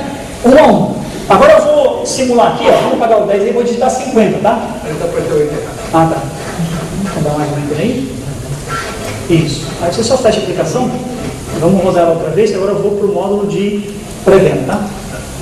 Se eu usar o módulo bonitinho, vou botar aqui certo. Roda aí de novo. Esse código fonte está no site, tá? Não tem isso lá nessa manga, isso lá no site para todo mundo ver, tá? Vamos lá, escolher com 2, digita 50 ali. Só digita 50 só, tá? Ó, quando eu der o enter, ele vai pegar da pré-venda. Dá o enter, Alexandre. Ele vai pegar da pré-venda. Não, enter. Não, enter. Isso, enter. Show. Enter. Ele mandou usar Obrigado. um foi? Ó, quando você deu o enter aqui, ó, ele jogou 50 itens na tela, beleza? Vai, na tela, que é mais ou menos o que uma pré-venda faz, né? Dá o enter de novo. Fechou o cupom. Perfeito? Vamos outra vez? Vamos lá, 50, dá o enter, jogou na tela, 100, né? Dá o enter de novo. Fechou o cupom. Bacana, né? Animal isso aqui, né? Bacana, né? Legal? Bacana isso aqui. Pessoal, isso aqui é exclusivo, patenteado, única, exclusivamente, só, mais ninguém, somente nós, a Daruma tem. Só. Legal? Exclusivo isso aqui. Esse modo pré-venda. Você atualizar a versão do Os ECFs que tem o modo pré-venda é os ECFs chamado MAC, que é a velocidade do som, né? MAC 1, MAC 2, MAC 1, 2 e 3. Esses três ECFs têm esse modo pré-venda, legal? Por exemplo, essa é a MAC 2, tá? Legal? Agora, respondendo a tua pergunta lá, né? Se der o problema do código, né? Vamos ver o código fonte? Vamos ver o código fonte. Fecha a aplicação para mim, por favor. Doutor Adelino, Opa, você falou que é da Bematec. Quem? Você falou que é da Bematec. Não, só nós temos. Aí você falou da Bematec. Só, gente, por favor, responda esse rapaz. Legal, tá? Então, vamos lá, dá 2 cliques ali no código que você vai mostrar lá a venda de item, tá? Aí. Aqui, ó, vamos lá no comando que está vendendo o item, deixa ele para nós, tá? Isso está feito em C#, esse código está lá para todo mundo ver, tá? Aqui, ó, sobe mais um pouquinho. Aqui, ó, esse aqui é o comando. Vamos no for, tá? Que está vendendo o item, no for, ok? Isso, acha o for aí. Aqui, ó, passou, aqui, ó. Eu só quero o for, não é nada. Só o for. Aí, eu sou aquele cara que faz. vamos para o Alexandre, deixa eu for. Aqui, ó, esse aqui, ó. Desce só mais um pouquinho, só para ele mostrar o for. Aí, tá bom. Ó, esse aqui é o for, tá vendendo um item, beleza? Legal? Você coloca lá 10 itens, ele vende 10, você coloca 50, ele vende 50 itens, tá? Esse aqui é o for. Se você olhar, não muda nada no comando de venda. Então, cada item que você mandar para a impressorinha, como é o seu nome? Guilherme, cada item, Guilherme, que você mandar para a impressorinha, ela vai te responder normal. No seu fonte codificado você não muda nada. Ela vai te responder se vendeu ou não, se está desligado, ligado, não muda nada. O que muda é só esse comandinho que está um pouquinho mais acima, entendeu? Um pouquinho mais acima, que é esse cara aqui, ó. Esse cara aqui é o modo pré-venda, Alexandre? Não. Ó, o que muda é esse cara aqui, ó. Esse cara aqui é o modo pré-venda, tá vendo? A gente só manda essa sequência de comandos antes. Se for 50, não, é esse aqui, Alexandre. Se for 50 ou mais. Esse aqui, ó, é o comando que você manda a pré-venda. Você quer ver? Vamos comentar esse comando aqui que liga a pré-venda na impressorinha, tá? Comenta ali pra gente. Comentou, beleza? Vamos rodar a aplicação. Pode rodar a aplicação. E vamos colocar 50. Ok? Você vai ver que não vai ser tão rápido como estava antes. Perfeito? Só para você ver aí a prova, a gente coloca lá com 2, aí digita 50 e enter, hein? Enter. Pronto, né? Beleza? Então você tem um comandinho antes que você fala assim, ó, liga modo pré-venda, desliga modo pré-venda, beleza? Qual é o truque disso, pessoal? O truque, né, entre aspas, no bom sentido, é a velocidade do mecanismo. Quando você liga o modo pré-venda, a impressora te responde mais rápido e imprime mais rápido, ok? Só faz sentido se tiver uma pré-venda. Porque item a item, cara, você pode fazer isso aqui na velocidade da luz, não faz sentido algum, né? Porque tem que pegar o item, passar no código de barras e tal, entendeu? Então você pode ligar esse modo pré-venda e mandar todos os itens para ela. Pois não? Funciona somente nesse modelo de impressora ou os outros? Mark 1, 2 e 3. Essa linha. E as próximas que a Daruma fizer. A DLL seria a nova. A DLL é a padrão, a normal, que é a Daruma Framework, que é a nova, né? Okay? Tá bom? Beleza? Joia? Bacana isso aqui, né? Legal? Esse é um item legal que pode facilitar a soft house na questão da pré-venda. Pois não? Mas a partir do momento que você vai mandar o item para a impressora fiscal, não tem que ter item na impressora e item na tela? Isso, concomitante, isso. Porque no caso aí está fazendo a impressão do cupom já.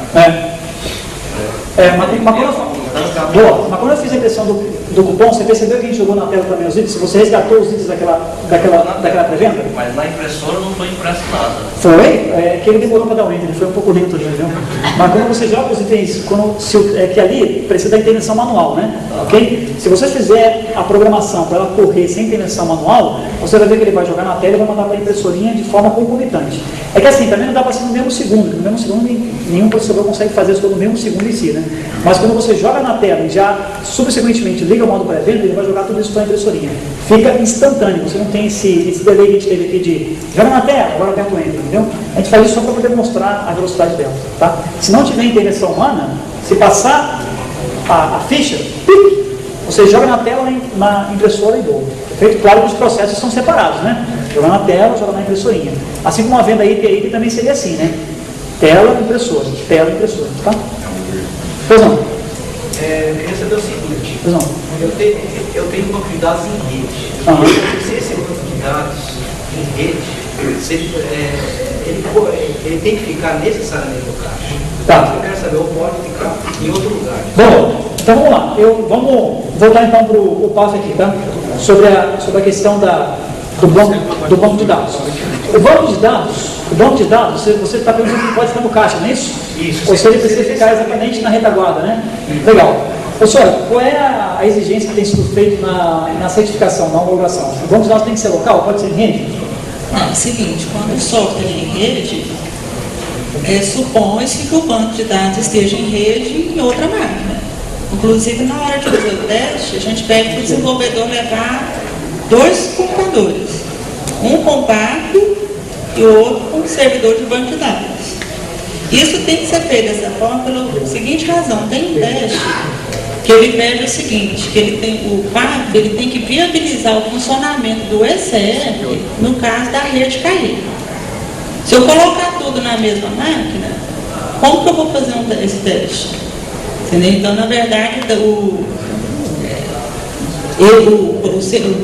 para efeito de testes, o servidor de banco de dados tem que estar em outra máquina. Tá? Agora, viabilizar o funcionamento do ECR, por exemplo, a emissão de um cupom fiscal, obviamente vai exigir que você armazene alguma informação localmente. Mas o que acontece? Essa informação que está sendo armazenada ali localmente, ela só vai ser acessada no caso, como o próprio nome diz, da exceção. Então vamos supor, estou com um banco, a rede está funcionando, ele vende pela rede. Então ele vai lá, busca o preço unitário, busca tudo lá no servidor de banco de dados, grava também tudo no servidor de banco de dados. A rede caiu, tudo bem, ele vai armazenar alguma informação que é o local, emite o cupom fiscal, o consumidor vai embora, leva o cupom. A rede voltou, aquela informação local, ela tem que ser sincronizada com o Banco Central.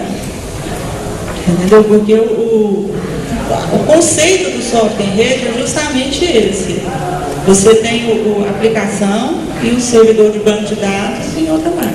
Professor, aí me esclarece algumas dúvidas que deve estar pairando aqui na cabeça aqui também do programa aí. Então, eu vou fazer a homologação, certo? Aí eu tenho um software, acho que a maioria aqui, todo mundo aqui é cliente, servidor, seja local, ou LAN, ou WAN, certo? É cliente, servidor, certo? Aí eu não posso levar então um computador e nesse computador eu tenho o banco de dados instalado e a aplicação. E na hora de fazer o teste offline eu poder parar o banco, por exemplo. Não. Eu falo, desliga o banco de dados. Não. Aí eu faço o teste. Isso não pode ser feito, tem que ser separado? Não, tem que ser, a gente faz tem que ser separado. dois computadores. 2 computadores. Tá, ok. Aí, continuando. Então, no caixa eu tenho a aplicação rodando, certo. E num computador eu tenho o banco de dados, certo? Então, aí a pergunta dele é, esse banco de dados fisicamente, né? Ele tem que estar no computador do caixa, no dia a dia real, é isso, né? O problema que vai acontecer é o seguinte, imagina uma loja que você tem um SF. Você entendeu? Então, vamos supor, você tem seu cliente, ele só tem um SCF, então ele tem lá o caixa, vamos supor que ele tem a pré-venda lá no balcão. Nada impede que esse servidor de banco de dados seja instalado no caixa. O problema vai acontecer o seguinte, na hora que você coloca um caixa 2, então você vai ter um segundo SCF. Caixa 2 é caixa número 2, né? Não, caixa 2, não. Foi mal. SCF número 2. Não, segundo caixa, então. Então que seria um segundo SCF. Então, gente, pessoal, foi mal. Incentiva. Não. Vamos supor que você tem um segundo SCF. Obviamente, esse SCF ele vai ter que acessar um servidor de banco de dados. Que pode ser uma máquina lá no... Pode ser a máquina do balcão ou pode ser o outro caixa. A questão é o seguinte, que o que o fisco quer é a comunicação em rede. Eu, pelo menos, ao que me consta, eu não vi nenhum lugar escrito que o servidor de banco de dados precisa ficar lá dentro, ou tem que ficar no balcão, ou tem que estar lá no computador conectado ao SCF. Exato. Agora, no nosso caso lá, o que acontece? Para efeito de teste, o que a gente faz é a situação a mais abrangente possível. Que seria o quê? O servidor de banco de dados instalado num computador diferente do computador que está conectado ao SCF. Para fazer o teste, né? Exatamente. Para validar o teste, né? Exatamente. Agora, a tua pergunta sobre a questão do banco de dados... Por exemplo, vamos dizer que cai. Como que eu faço isso daqui sem compromisso com isso? Não, então, aí, como é que é o seu nome? Desculpa. Yuri. Aí, Yuri, é o seguinte, deixa eu só esclarecer uma coisa aqui. A tua pergunta, ela aconteceu exatamente pelo teste offline que é feito lá na homologação, certo? Então, o meu banco tem que estar no computador do caixa porque é feito um teste offline, ok? Assim como acontece também que o pessoal fala assim, nossa, não posso ter aplicação web. Não é verdade. Desde que você atenda esse requisito, que é trabalhar offline. Se você tiver o IS ali, com a tua aplicação ali, e o banco no outro computador conectado, você conseguir fazer uma impressão offline, você tem muito BAF, ok? A questão toda é o seguinte, já te dou essa leitura, professor. A questão é que, assim, por exemplo, no caso do Oracle, imagina o Oracle, né? Caríssimo banco, né? Você vai colocar no caixa. Okay? O que eu fiz, porque quer garantir, é que caiu a rede, cara, você tem que fazer o cupom. Essa é a garantia. Aí se você vai ter esse banco em XML replicado no caixa, e depois você sincroniza com o banco central, o servidor de banco de dados, é um operacional, vamos chamar assim, seu, entendeu? Você faz a operação que você achar melhor, usando os conectores de sincronização que o teu banco tem, entendeu? O que o fisco quer ver como resultado final, o ovo que o fisco quer que seja colocado tirei o caixa do ar, da rede, o caixa tem que continuar fazendo cupom fiscal. Esse é o objetivo final, certo, professor? Esse é o objetivo final. Oi? Pode usar o recurso do banco de dados? Sim, a maioria tem feito isso. Quem usa, a maioria faz isso. Quem usa esse... Agora, a grande questão que tem que ficar claro é o seguinte: o servidor de banco de dados que existe para o fisco é o central. Aquele local, como o próprio nome diz, é o plano B. A rede caiu, você precisa emitir o cupom, né? Então, para evitar da loja fechar, você acessa a informação local.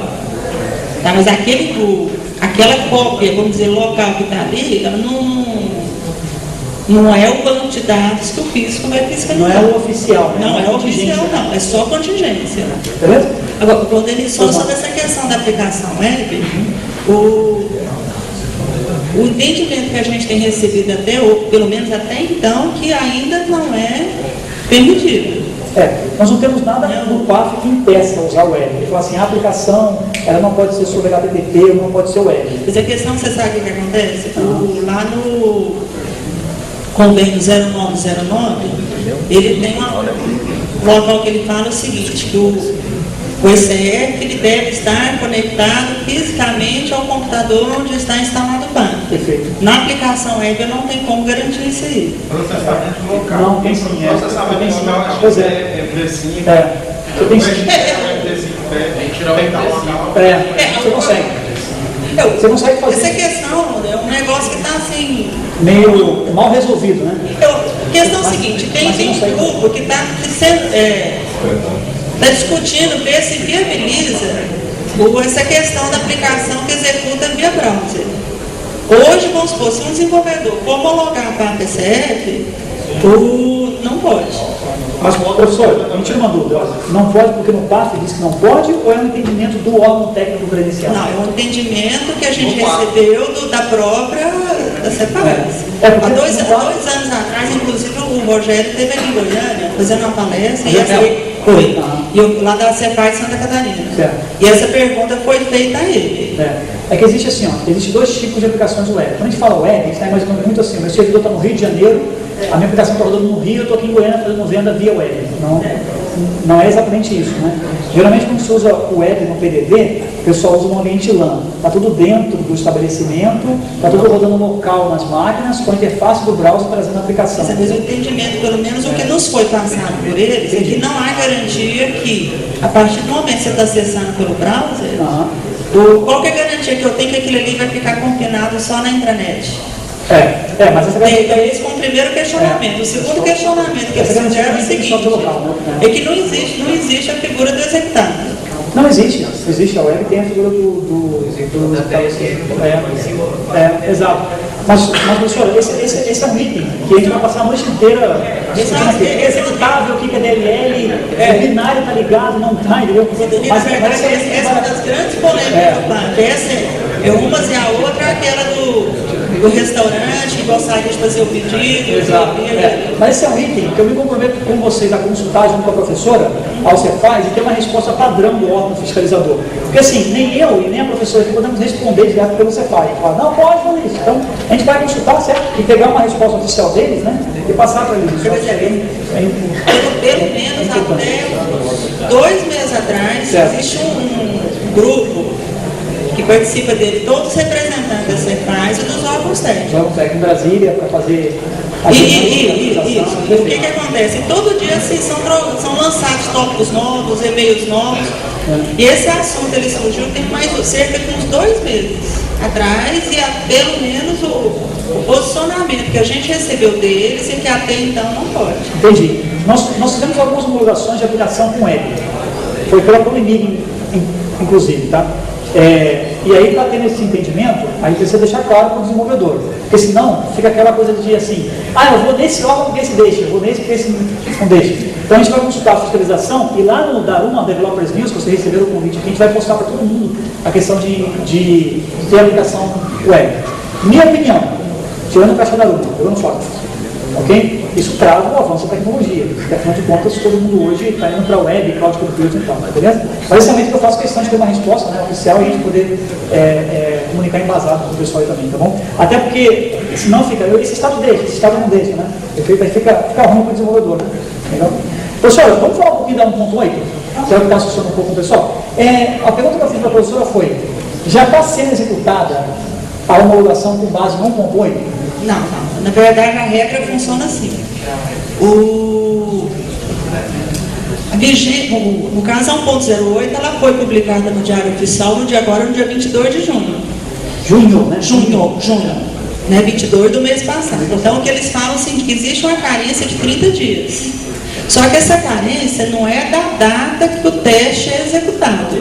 É da data do pedido que o desenvolvedor faz o protocolo de agendamento. O que isso quer dizer? Vamos supor que uma empresa me procure amanhã pedindo um agendamento para o mês de agosto.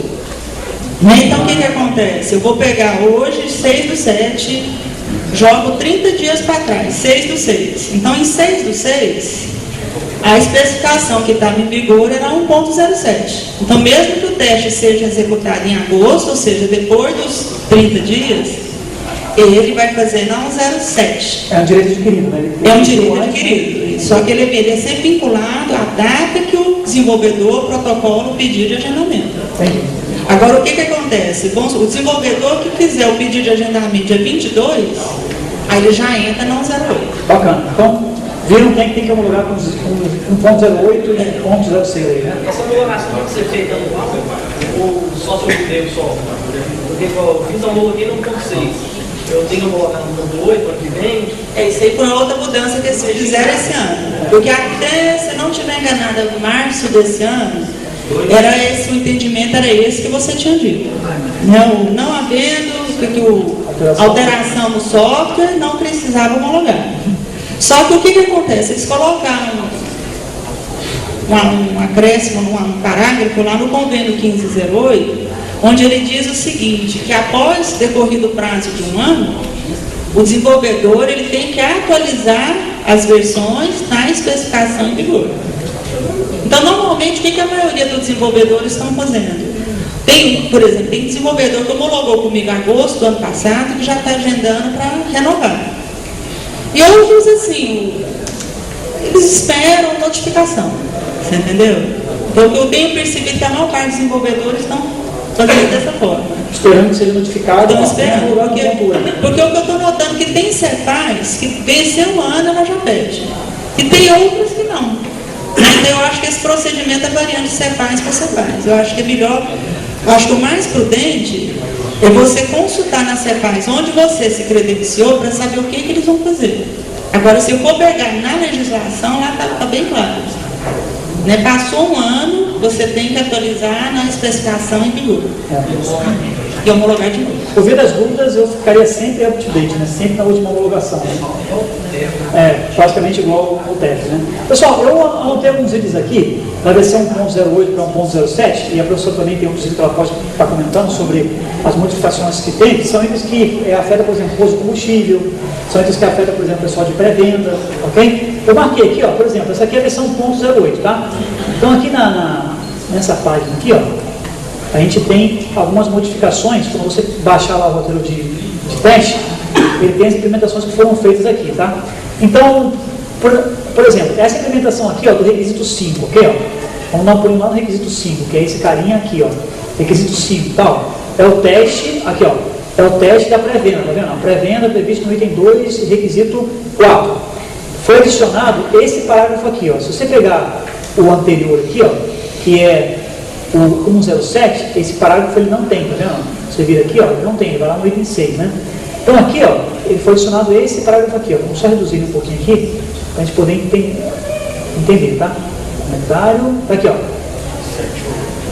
o 7, 8 e 9, que foram incluídos aqui, ok? Onde diz ali que se houver um cancelamento, tá? Do item na pré-venda, tem que ser também refletido no cupom fiscal. Ok? Isso é uma coisa que estava meio nebulosa, se estava acontecendo ou não, era meio padrão exigir isso, estava no convênio isso, só que agora isso foi incluído no roteiro de teste também, ok? Para ver se está conforme ou não conforme.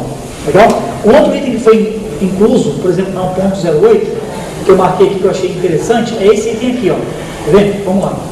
Esse carinha aqui, Esse é o 5, Nós temos esse aqui também, quer ver?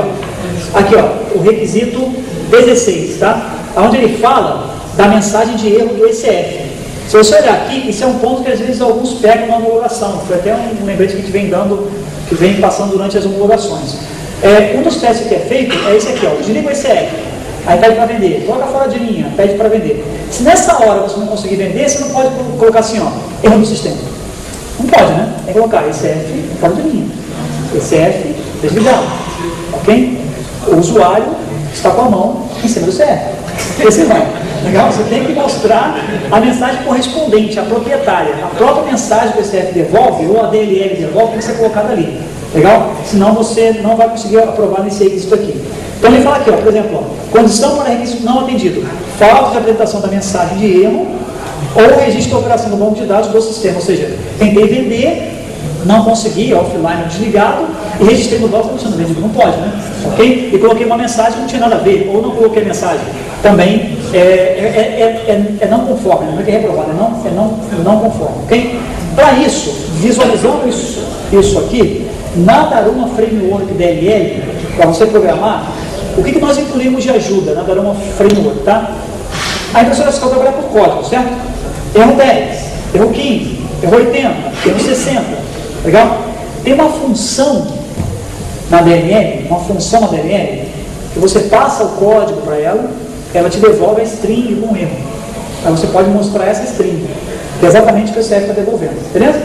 Ok? Então, se você fazer tabela de string, o ECF hoje, ele tem para mais de 140 erros, né, possíveis, né? É uma máquina de estado incrível aquilo ali. Então você tem mais de 140 erros possíveis, tá? Só em um cupom fiscal você tem vários, né? Dia aberto, dia fechado, seus dependentes e tal, e assim vai. Então, quando você recebeu da ADL um código de erro, a DLL devolve um erro lá, erro 80. Não se preocupe, chama a segunda função da DLL, passa o erro 80 como parâmetro e ela vai te devolver uma string. Você pega essa string e mostra. Beleza? E aí você consegue não ter que codificar tanto para poder atender esse requisito também, tá? Uma outra coisa que eu coloquei aqui, ó, que eu quero comentar com vocês. O problema é isso, se desligar a impressora, não vai funcionar essa mensagem. Não, mas a DLL vai te devolver lá -1, aí você vai passar como parâmetro, aí vai devolver a string. Mas se você desligar a impressora, manda o erro 80 de novo. Ela está desligada, não vai responder mais. Não, então. Assim, ó, vamos seguir o fluxo, né? Ó, você mandou vender o item, beleza? A impressora está desligada. A DLL vai te devolver só o quê? Vai te devolver 80. Ela vai te devolver menos 1. Aí você vai passar para essa função, vai vir uma string dizendo o ECF está desligado. Entendeu? Quem me retorna é a DLL, vai retornar? Ou a impressora que ela não comunica? Quando ela estiver desligada, é a DLL, porque não tem como a impressora te falar nada, entendeu? Quando ela estiver offline também. Mas tem outros erros que acontecem que tem que ser o erro certo. Por exemplo, pouco papel, isso, por exemplo, pouco papel, que vamos falar certinho, tá bom? Ou seja, a mensagem de erro tem que ser em consonância com a impressorinha. Se a líquida não estiver cadastrada, pode ser assim, erro na venda. Tem que ser, não vendeu porque a líquida não está cadastrada, tá? Quem ia tirar uma dúvida disso? Diga lá, Lucas. Você falou do pouco papel aí. No caso de ser mandado lá os 100 itens para ser impresso, se ela tiver pouco papel e não concluir com esse cupom, ela dá continuidade depois que eu trocar essa bobina? Boa, você tem uma nave quebrada, né? Isso. Um pedaço numa bobina, um pedaço na outra bobina, né? Faça ideia. Você pensou um monte aí, cara. Vou ferrar o cara, fazendo pergunta pro cara aqui. Obrigado. Você lembra de alguma coisa disso? Não? Pode perguntar o que você faz também, né? Eu tenho um cupom fiscal que está no finalzinho lá. De propósito, ele deixou só um filetezinho de papel na impressora, sabe? Aí ele vai fazer o DAV. Aí, acabou o papel. E aí ele continua o DAV na outra bobina ou ele começa o DAV de novo na outra bobina, sabe? Essa situação não sou ainda. O que eu posso te falar... O cara nem sabe, mesmo assim, você não tem ideia. O que eu posso te falar é o seguinte, o cupom fiscal, como é que alguns órgãos de fiscalização têm orientado?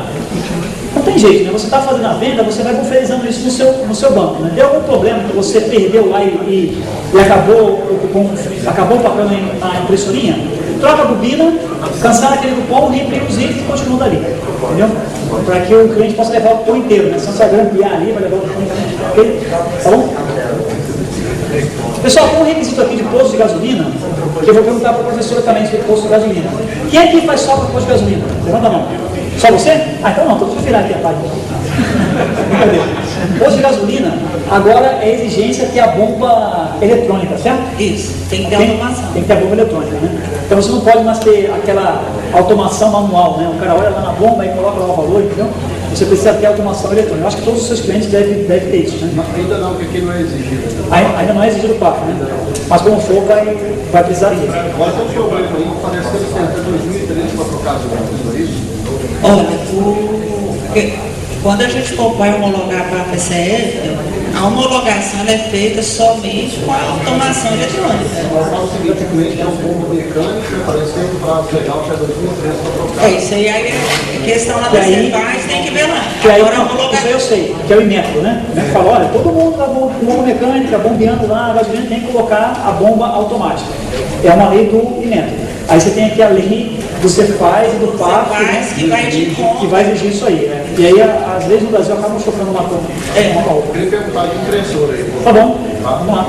O mesmo posto. Pessoal, tem umas dúvidas aqui, ó, pode ser também para todo mundo. Diga lá. No ano passado foi homologar, a gente está, pelo menos eu e alguns colegas que mexem com posto também, alguns bons concorrentes, a gente está tentando sair da mesma matéria. Boa! Porque é um grande concorrente nosso hoje. Você dá um brinde para esse rapaz aqui. O que acontece? No ano passado eu fui homologar o PAF, eu fui com a impressora da Data Records. Certo. Aí lá eles chamam ela de aquele negócio do McDonald's, surpresa. Ah, tá aqui de novo? Fala que cada venciado é uma surpresa diferente. E deu problema lá, quase eu fui reprovado por causa de falta de impressora. Tudo bem. Aí o resenha ela voltou. Aí falaram muito bem da Daruma lá onde eu estava colocando. Boa, mais um vídeo pro rapaz aqui.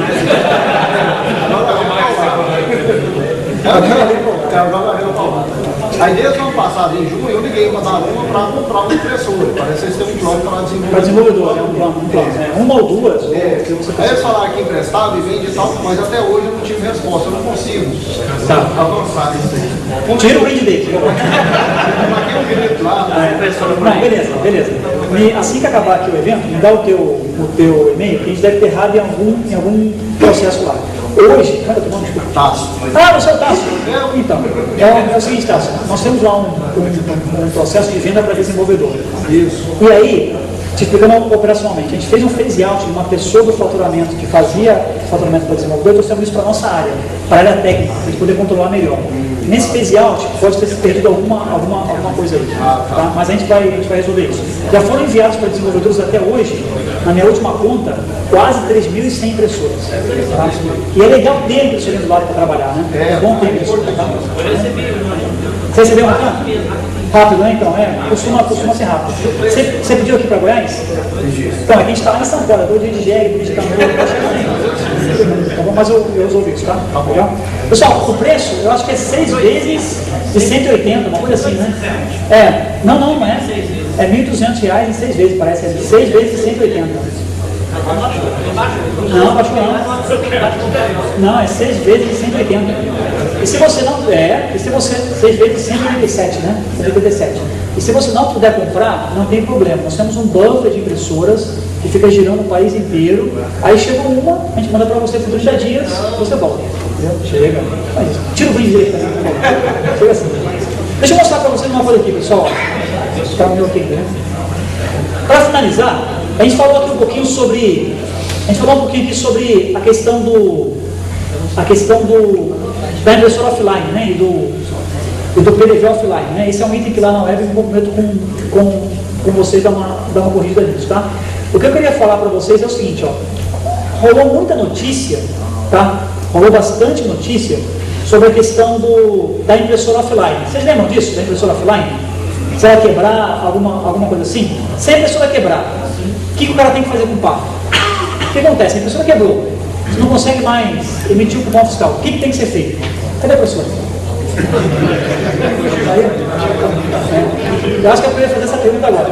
Mas aí, se a impressora quebrar, o que você precisa fazer, pessoal? Oi? Nota manual, né? Não é isso? Vocês já colocaram já e tudo, né? Você teve que fazer o tal do PED, que é o pedido eletrônico? Não, né? Nota manual. Então, se você faz a nota manual, não precisa fazer o PED, né? Ok? Então, não tem jeito, pessoal. Quebrou a impressorinha, tem que fazer a nota manual. Porque isso era uma dúvida que estava aparecendo muito. Ah, mas eu vou ter que ter o cupom minha nota? Eu não sei em outros estados, mas pelo menos em São Paulo, Curitiba, no Rio Grande do Sul e na Bahia, quando você abre o estabelecimento, você tem que ter as duas coisas. A nota impressa lá na gráfica, bonitinho, e a impressora fiscal. Porque se a impressora quebrar, você pode fazer nota manual. Certo? Ok? Pois não. Essa nota, nesse caso aí, o seu aplicativo tem que ter na telinha lá para você lançar ela, não tem coisa para No caso deles aqui, vocês precisaram fazer o lançamento dessa nota, né? Porque na geração lá dos autos que eu tenho e tal, tem que aparecer essa nota fiscal impressa também, certo? Isso aí. Não pode ser eletrônica? Essa nota? Não pode ser eletrônica? Pode, até porque o passo 1.8 agora tem a previsão no registro de nota fiscal eletrônica. Perfeito? Tá? Mas a questão é a seguinte, ó, o cliente tem que levar um documento. Eu fui comer uma pizza muito tempo atrás, na Pizza Hut, e a impressora estava quebrada. Não vou dizer a marca, senão o cara vai falar que estou na mão da concorrência. E aí, ela falou assim, ó, tem um problema aqui na impressora, não vou te dar o ponto fiscal. Eu falei, ó, você pegou o cara errado. Você sabe o que é PAF? Você tem que me dar uma nota. Legal, né? Uma pizza brotinha, parece uma pizza pequenininha, custou acho que R$11. Aí ela me deu a nota fiscal, que foi essa aqui, ó, dá uma olhada. Ó, aí. Né? Então tem que ter nota. Ok? Mas porque, ó, pizza brotinho, parecia um pessoal de óbito, né? Mas tem que ter nota. Então, quebrou o excesso, moçada, tem que ter a nota. Isso é direito do consumidor. A gente tem que lembrar que todo mundo aqui, além de programador, uma hora é consumidor, né? Ok? Tem que ter a nota. Legal? Beleza? Pois não. Seguinte, na DRE, salvo engano, tem algumas funções lá que, por exemplo, retornam, você executa a função da DRE, ela já te retorna um arquivo assinado, prontinho digitalmente. Exato.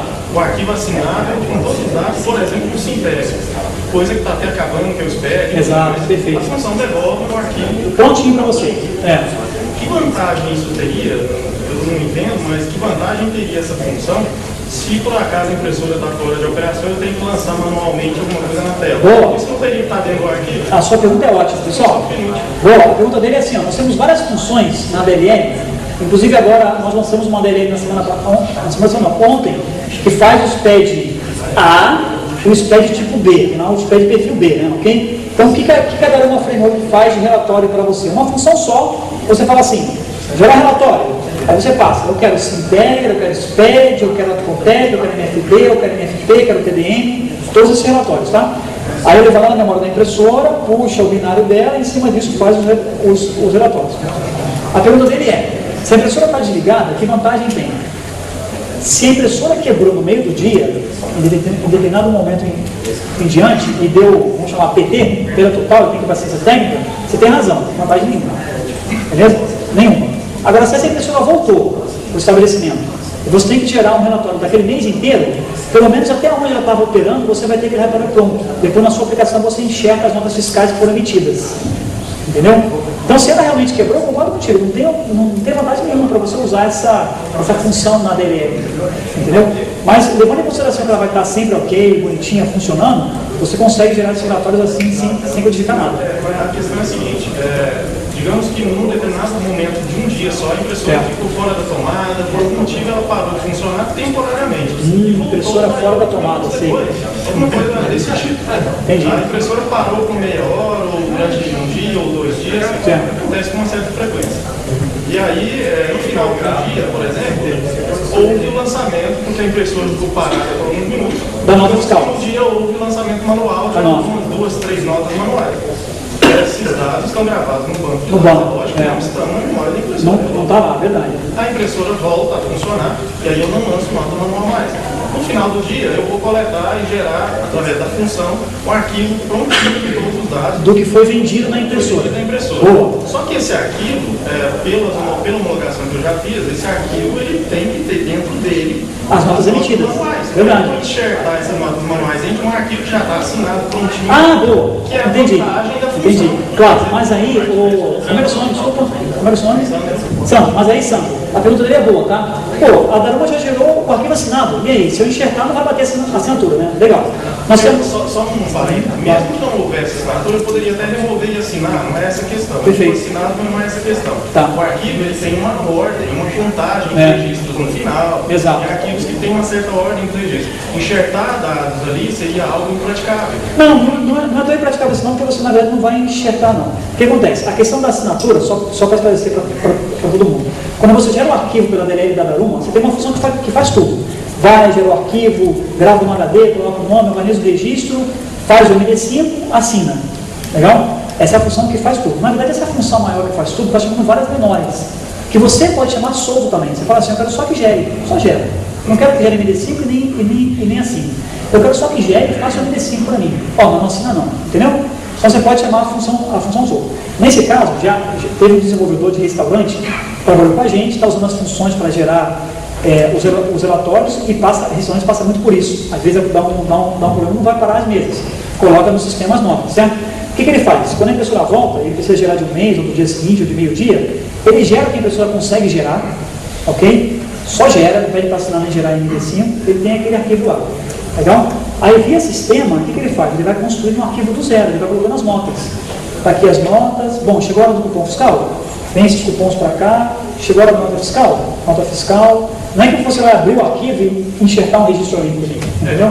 Você faz uma transição de dados daquele arquivo para outro. Porque, por exemplo, o próprio arquivo do SPED, o SPED fiscal, ele tem uma série de blocos organizados em ordem. Exatamente. Existe uma complexidade naquela ordem de registro. Você tem razão. E no final ainda existe uma contagem de quantos registros tem. Exato. Então, se a impressora devolve, através da chamada de algumas funções, uma série de blocos, inserir alguns dados ordenados naqueles blocos e ainda alterar o arquivo que ela me devolve, colocando a contagem dos registros, isso é muito trabalhoso. Então, Sandro, é por isso que na função de SPED, quando a gente gera a função de SPED, a gente não assina, SPED é o único que a gente não assina, porque nenhum fabricante consegue gerar o SPED inteiro para você, porque isso requer dados de banco de dados, né? O que a gente tenta ajudar é assim, ó, o C420, cara, do cupom, ele está aqui, ó, toma. Entendeu? O outro, ele está aqui, ó, toma. Entendeu? A gente entrega esses blocos separados para ele e ele trabalha para criar o arquivo final dele. Entendeu? De maneira que ele não precisa ir lá na impressora, decodificar o dado, voltar, tá? Agora tem um perigo aí, Sandro, que eu preciso te alertar, que é o seguinte: alguns arquivos que é extraído da impressora, aliás, alguns arquivos que são exigidos pelo PAF, ok? Na hora da certificação, e a professora pode me confirmar isso, são realizados com esse RF desligado, né? É isso mesmo. Ok? Então, alguns, até funções que a gente tem, você não vai conseguir usar, porque infelizmente a regra mudou no meio do jogo. Algumas regras de homologação para cá, ele diz assim: desliga o SCF, gera o arquivo, que tem que ser do banco de dados, né? Isso. Na verdade, o que aconteceu, Danilo, o único arquivo que eles pediram para a gente fazer isso é o movimento por SCF. Porque o que acontece? Não ocorreu nenhum caso desse conosco, mas né, os representantes da CEPARS relataram que tinha gente, ao invés de buscar os dados no banco, buscava no SCF para gerar o arquivo. Isso acontecia. A gente tem, inclusive, a função movimento por SCF, que o pessoal usava. E agora tem que ser do banco de dados. É da verdade que ele quer ter uma certeza que os dados estão sendo buscados no banco. Então, o movimento por SCF ele é gerado em duas situações. Ou pelo menu fiscal, ou automaticamente na hora que é feita a redução Z. Quando é comandada a redução Z, não tem jeito, tem que ser com o SCF conectado, porque ele é um procedimento automático. Agora, aquele do menu fiscal, que você informa data inicial e data final, realmente eles pegam, olha, desconecta o SCF, e aí você comanda a geração do arquivo. Tá? Perfeito. Agora, Sandro, se você tiver alguma sugestão para passar para a gente como auxiliar nisso, seria legal que a geração do SPED já viesse o total de registro também, porque eu vou precisar disso lá sem que eu tenha que fazer a contagem, entendeu? Faça feedback para a gente que a gente de qualquer forma, eu estou questionando só a vantagem de algumas funções, de algumas mudanças que aconteceram de algum tempo. Exato. Eu estou questionando a vantagem de algumas funções, que elas acabaram sendo, de certa forma, ficou obsoleto. Exato.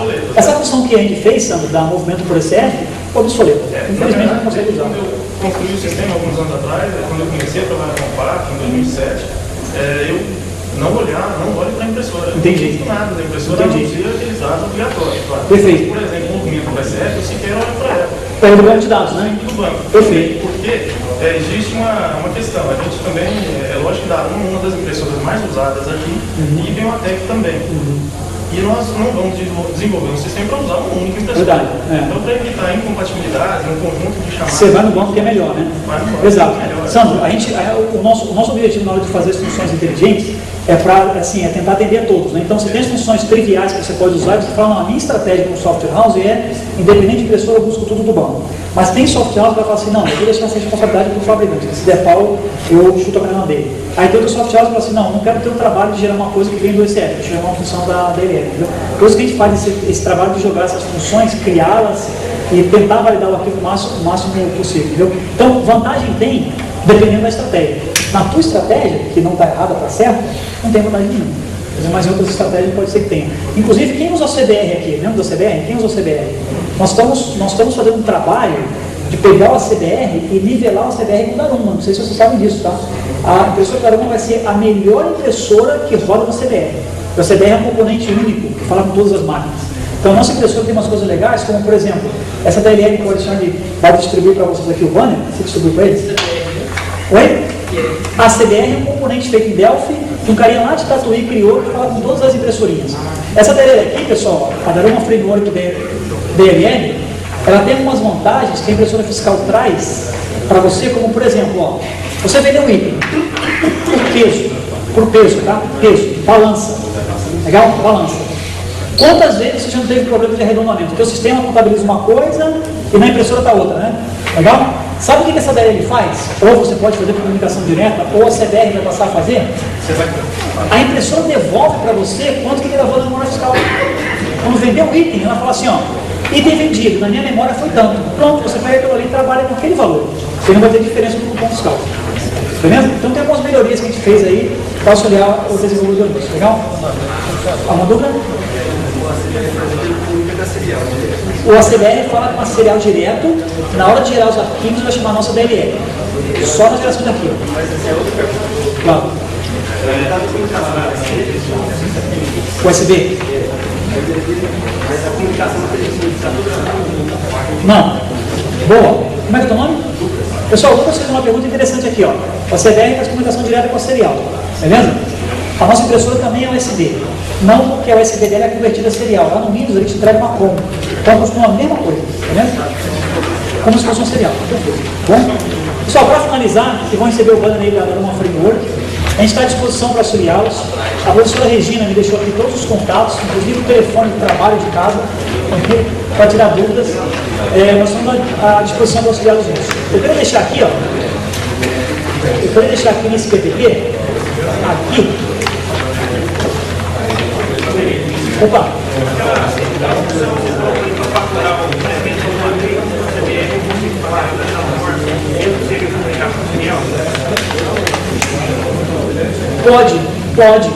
Pode, porque ele é um comando direto. Esse fonte aqui é comunicação direta. Esse fonte aqui que a gente mostrou, você viu? Escape, barra X. Não, isso está na impressora. Esse vídeo está na impressora. Tá? Oi? Tá. Claro? Tá bom, tá bom?